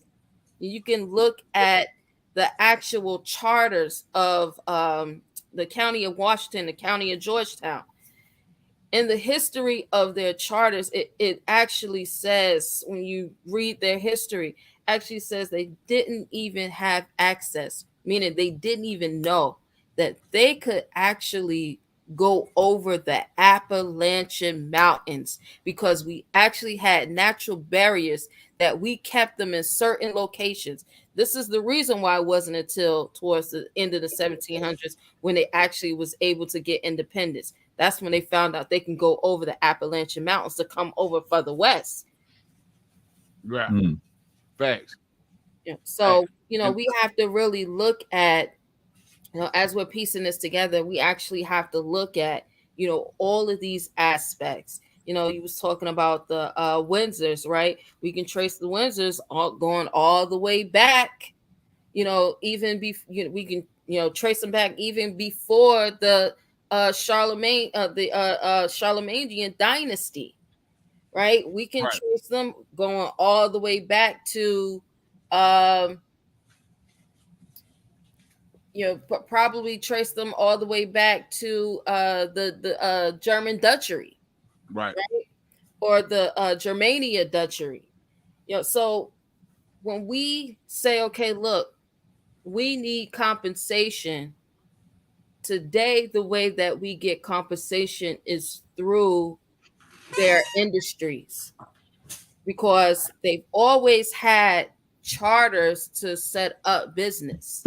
Right. So it's always through business. So that's how we go in, like Noble was saying, Miguel was saying, look, we got to look at their businesses, because that's how we go and we get our compensation is through the business. Right. Through the capitalism. Got to go through the business. Yeah, absolutely. Because it operates through, like, that's why we got the word company. It operates through like military hierarchy. Mm-hmm. And the longer term things go, the more they're trying to put you under, and put you under. Mm-hmm. So we being each company that comes up, each new product that comes up, an Apple, and then some subsidiary like sisters went through.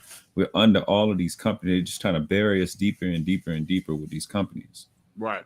So we know if we have a problem with, we go into a store, we have a problem with one of the reps, we go to the manager. So let's have that habit of going over and them going over and going over. That's what you do in court. I mean, take me to the appellate court, take me over to district. I don't want to be in the district. You got to have that habit of really looking at these parent companies and holding them accountable for what they're doing, because generals don't talk to the privates. They don't negotiate with the privates of the other companies. Right. Of the other army. You know what I'm saying? You know, and it's some of the name of the businesses, you know, that had these charters very early on. You had the Barbary Company, you had the British American Land Company, Canada Company, you had the East India Company, the West India Company, Hudson's Bay Company, right? The Greenland Company. You had the Virginia Company of London, so on and so forth. You know, the Spanish Company, the Venice Company, you know, Providence Island Company. These are all of those companies from the 1300s, you know, up until you get to your 1700s, and then, you know, they begin to chop up and become more companies. So that's how you actually follow the money that is due and that's owed, because what they did is after the Civil War, what a lot of us don't realize is that they all decided to go into unions.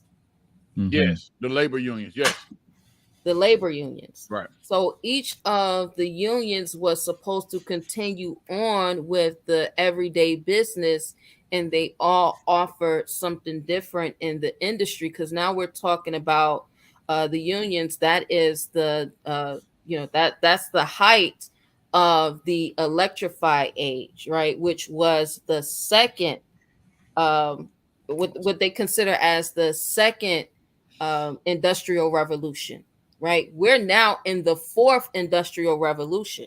Yes. And that's what would that be? Would that be the information or technology age? That's automation and biotechnology. Okay.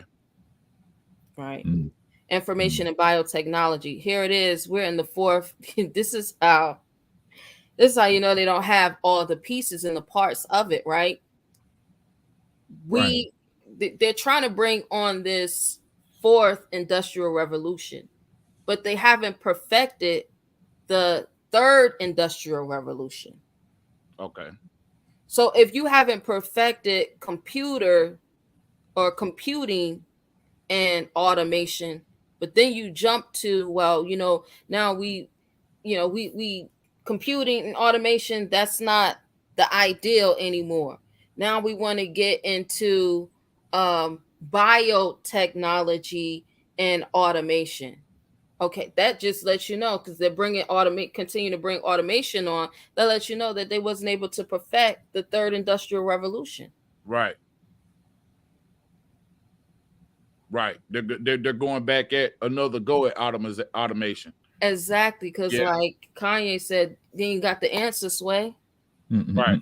Right. Oh man, this is so deep. Man, I love this show today. This has probably by far been my favorite one to do. I have to say this. I mean, I'm biased, but geez, man, this has probably been the best show to do. Listen, sister's right up your alley. Her and her big brother Sia, they super mega historians. They be on history. Like I be letting them rock. I'm the type of person from history. I just pull strategies. I just like to extract strategies. I'm a Libra. I be forgetting the names. I be forgetting sometimes the dates, but I just pull the habit. I become like a behavioralist. I'm like, okay, he did that, and then he did that. And I just need to recognize the game plan, and I know how to apply it. Because I love what you said. I always hear history repeats itself. You said, don't repeat itself, it rhymes. And that's kind of what happens. It's like I see fundamentally the same thing happening, and I know your approach, and I know what's going on. And I stay there, and my mindset is like, I want to be in the field and teach people how to recognize this shit and go from there. So like that's why I started with Modern Money Mechanics. We're gonna do pretty much do a second half of that tomorrow. And we're gonna tie the mindset in so you can see what the bank, so you can see. I think I did a good job of showing that I didn't make up anything. They explain that shit themselves. Right. And then saying, like, you see where I go with shit. I go to etymology, and I'm going to the Federal Reserve, what they said. They already outlined what financial literacy is, and we're going to show you like why we fail, because it's just, I'm going to the source. We've been in the hood, bro. You're not about to keep take me to where you getting your shit from. You're not gonna keep playing with me. You know what I mean? I'm glad you said that, because that's really what research is about. I mean, the word is search. The real operative word in that is search.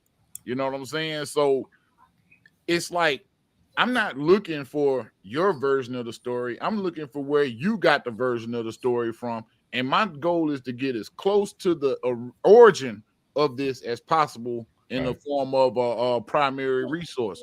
Now, there may be some translation issues there, some language barriers or whatnot on a lot of primary resources, but I'm going to get as close to the man next to the man that I can get, just for lack of a better analogy. And that's what a lot of us don't do. And people kill me when they say that our kids are smarter than us because they got Google.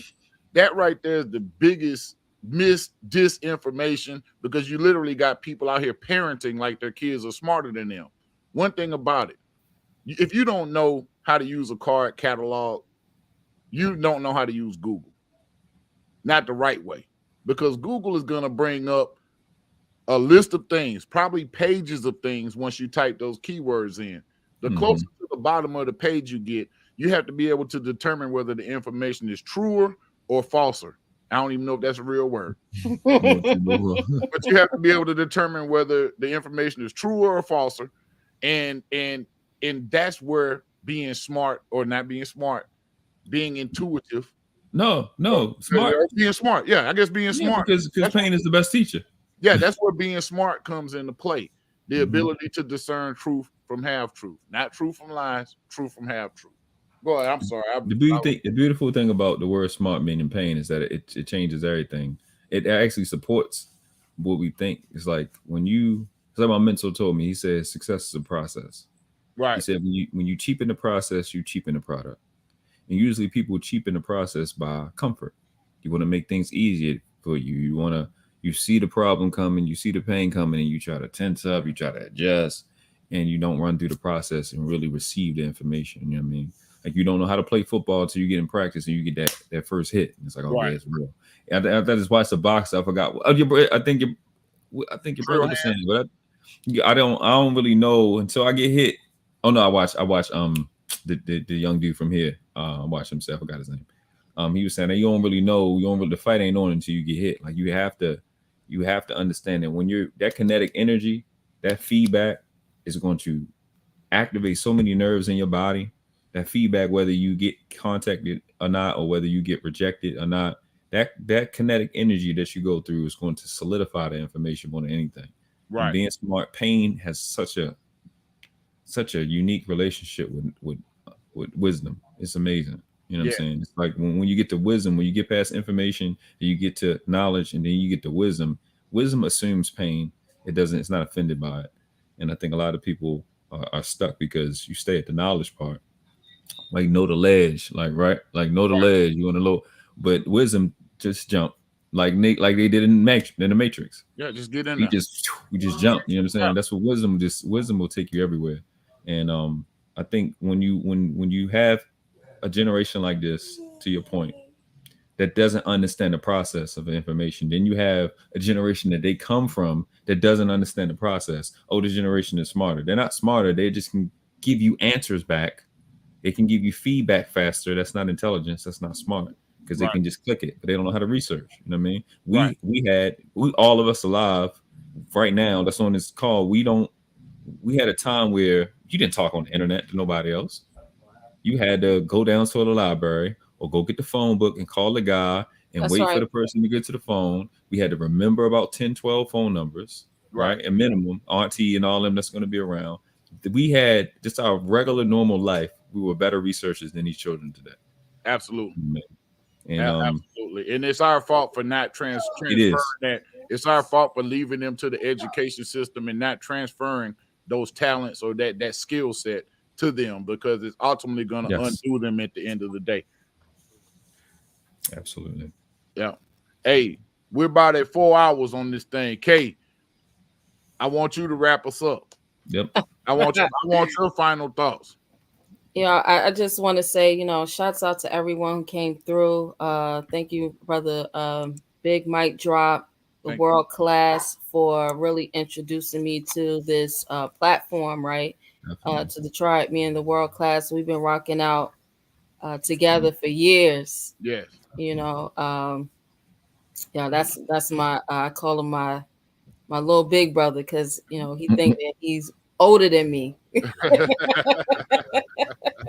got an old man spirit. Yeah, he thinks that he's older than me, but definitely love my little big brother Miguel. I'll be out in Baltimore in a few weeks, so we can put some things together.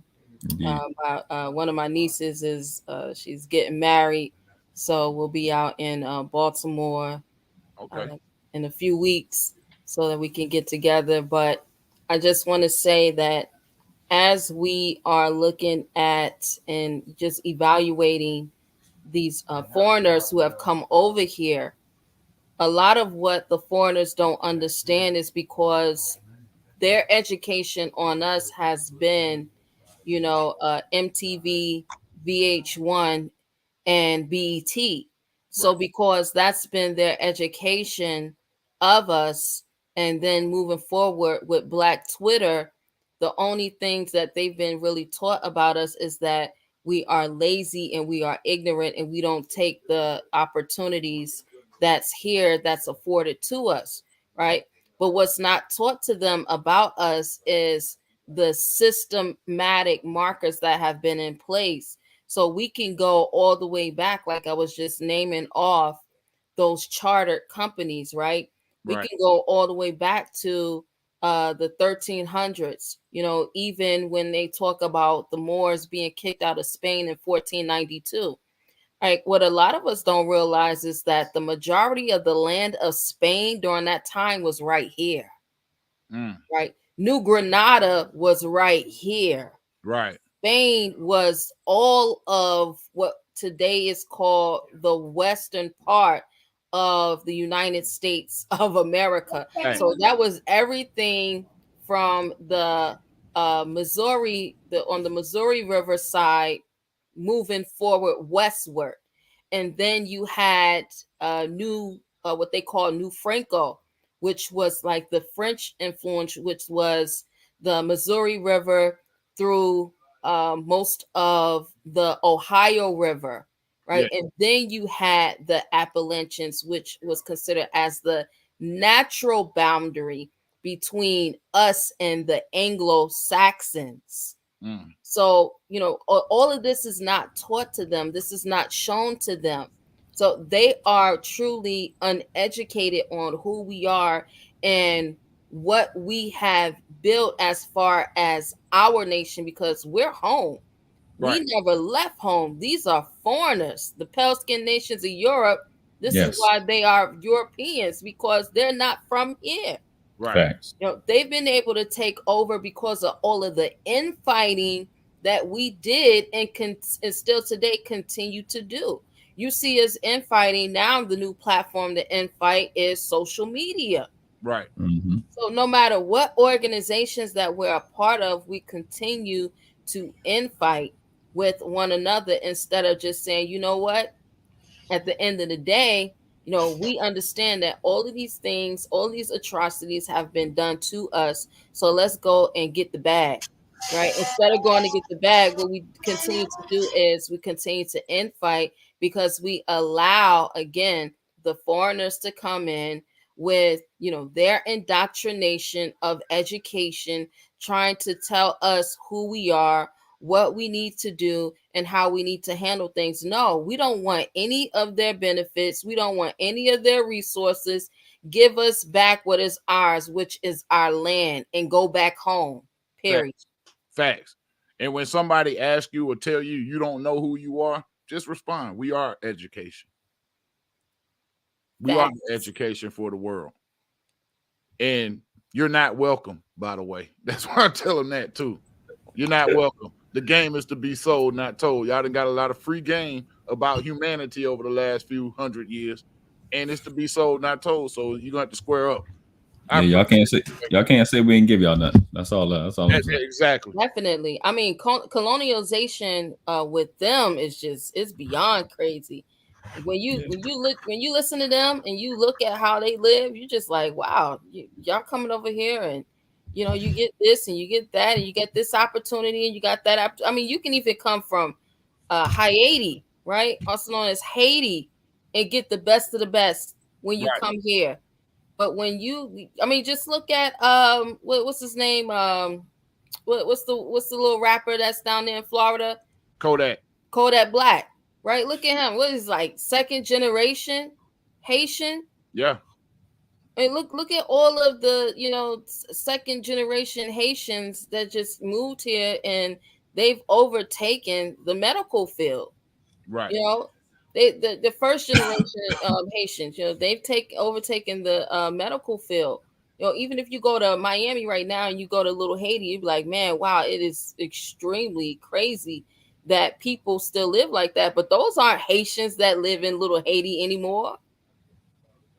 Those are the ones that just come fresh from off the water that's living in, you know, places like Little Haiti and Miami now. Right. You know, I mean, the first generations of Haitians, and these are your modern day, you know, educators within these European universities that's been set up, that's been getting state money since the first Moral Act, right, in the 1800s. And then you have these other ones that come right behind them that's coming fresh off, that, you know, came fresh off the boat. And they think because they get some, you know, they got some type of medical degree or some type of degree in science that, you know, now they're better than us. Right. And they're not. You know, again, let's look at these are still the same Yahoo boys that's been scheming and scamming since the 90s off of the AOL dial-up. Right. And I'm going, y'all. I enjoy it. Hey, we appreciate you, Kay. I appreciate Kay Glover L, ladies and gentlemen. Officially on the big mic drop for the first time, man. And this ain't gonna be the last time. I appreciate you and appreciate your input, sister. Yeah, check her out at what is it? Moving Without Motions. Moving Without Motion. Yeah, Moving Without Motions. She was in there. Yeah, she was in the comments, man, dropping some real jewels. So yeah, most definitely. I appreciate you, Kay. Hello. She might have got off on us. Hey, yeah, man. I'm about to get off now, but I definitely appreciate y'all. I enjoyed the build today. And again, you know, I'm glad that my brother Miguel sent me the link to be able to come in and, you know, participate in the conversation today. This definitely is not going to be the last, although it's the first. You know, it's just always a good build with, you know, those on the platform. Brother Bernard, I see he was on earlier, but he's off now. But, you know, definitely shout out to him as well. Absolutely. Absolutely. Facts and uncomfortable truth. I knew this was right up your alley. You can make it. Absolutely. Ladies and gentlemen, Kate I think she went on and got off on us. Hey, man, I want to go ahead and premiere this next little song that I had got going on. It's a little bit rough, man. What do you think? I mean, what's the consensus here? It's up to you. The $40 challenge is what I call it. This is the one you played. I ain't played that yet. I'm gonna let you hear it. You want to hear it? That's right. Let's rock. I think we're gonna be fine. I want to see your reaction to this one. All right. Let's see. All right, and I put it in the form of another commercial for your Fire History Teacher T-shirt. But y'all check this out. Let me know what you think. And it got the same countdown, blowing Karen ass up.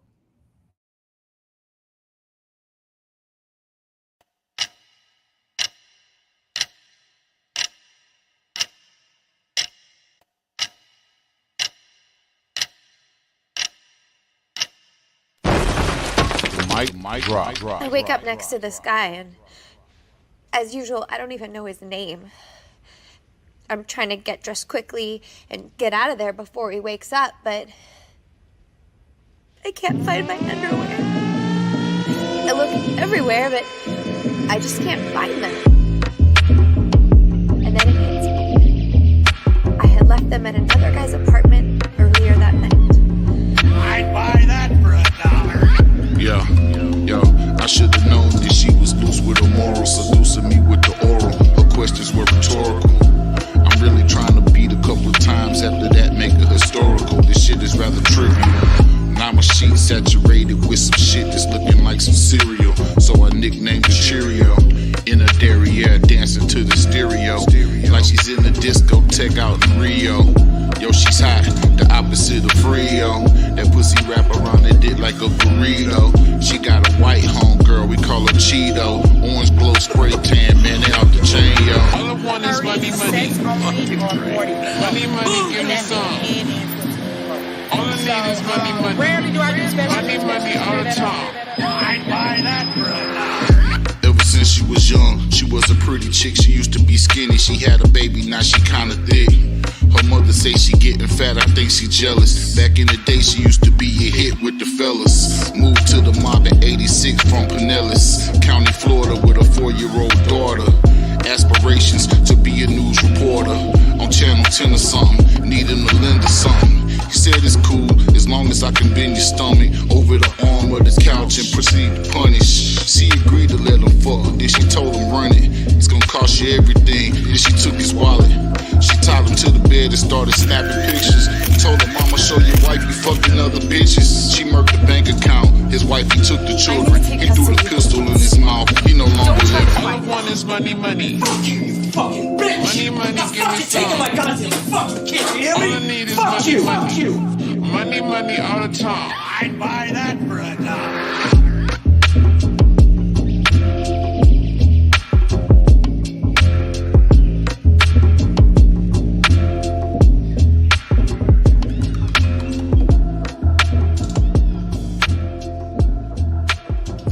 Mic drop.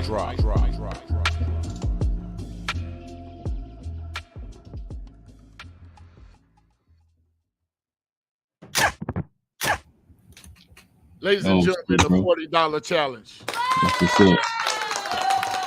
Bro. Hey, that's for them baby mama terrorists out there, man. That's something that the baby mama terrorists should pop in the deck, man, when they riding out to their bullshit. Hey, shout out to Mr. Palmer. Shout out to Palmer. Yeah, absolutely. That's fire, bro. I love it. Man, appreciate it, man. We got more to come. Love man. it. Me and Third Moon Chop finna get back in the this spring, man. I got like a second wind when it comes to this. I used to always want to rap, but then I kind of stopped liking the direction that it was going as an industry. But I still love to do it as a pastime, man. So, this is stuff I'll be sharing with y'all for the Freezy. All right. I'm doing no shows, by the way. Go ahead. I'm retired. Yeah, I ain't doing no shows. Every once in a while, I'll drop something on Facebook. Yeah, I ain't doing no shows, man. But I appreciate you. Pound for pound said I'm bobbing my head to it. Man, I'm actually gonna release both of them, man. I'm just gonna I kind of want to do some videos I don't know, just to put on YouTube as content. But, you know, just previewing it, kind of beta testing it with everybody. I'm beta testing it with the alphas. I'll say that. Man, I appreciate you for joining the show, man. Amber Alert's waiting on me to go get some propane so we can get this food cracking. And what's your last words, man? What you got? What you got? Hey, man, like, subscribe, share everything out. Special thank you to Amber Alert. Appreciate you for letting us have him this time frame and sharing with the community. Appreciate it. You know, always gotta thank the family for, you know, my family came up here. Always gotta thank the family for our heroes like yourself and our leaders like yourself for being out. You know, they make a sacrifice too while we sacrifice, and it's always a part of it. You know, I'm sitting here, my son here. You know what I'm saying? So yeah, absolutely. Tell your son thank you for letting us have you for these hours, man. We've been dropping knowledge, man. And like you said, shout out to Amber Alert, shout out to Rough Day, shout out to K Glover L, shout out to Pound for Pound, everybody that's been in the chat. Shout out to Bernard. Everybody that's been in the chat with us today, man, and contributed to the conversation, man. We definitely appreciate y'all. Before the billions, everybody, man. Before the billions was in here, absolutely. Definitely. Yeah. You know, gotta say, let's just get this thing back to a genius level, man. Genius level. Let's put us back to where we belong and operate at a high level and make history. Absolutely. And if you see anybody else, any of our dissenters and detractors that come with anything, even halfway this fire, please let me know. Just drop me a note and I'll respond. Hey, Noble, man, I appreciate you, brother. Always. I appreciate you. And y'all don't forget to go over to the World Class, man, and subscribe, like, share, and subscribe to World Class, man. The brother's getting deep and breaking it down. Like I said, everything on the genius level. I'm following his lead when it comes to that. So I appreciate you, brother. Thank you, bro. Thank you, guys. Yeah, man. Yo, hey, if anything else, I'm out of here, man. Hey, peace. Hey, catch y'all later, man.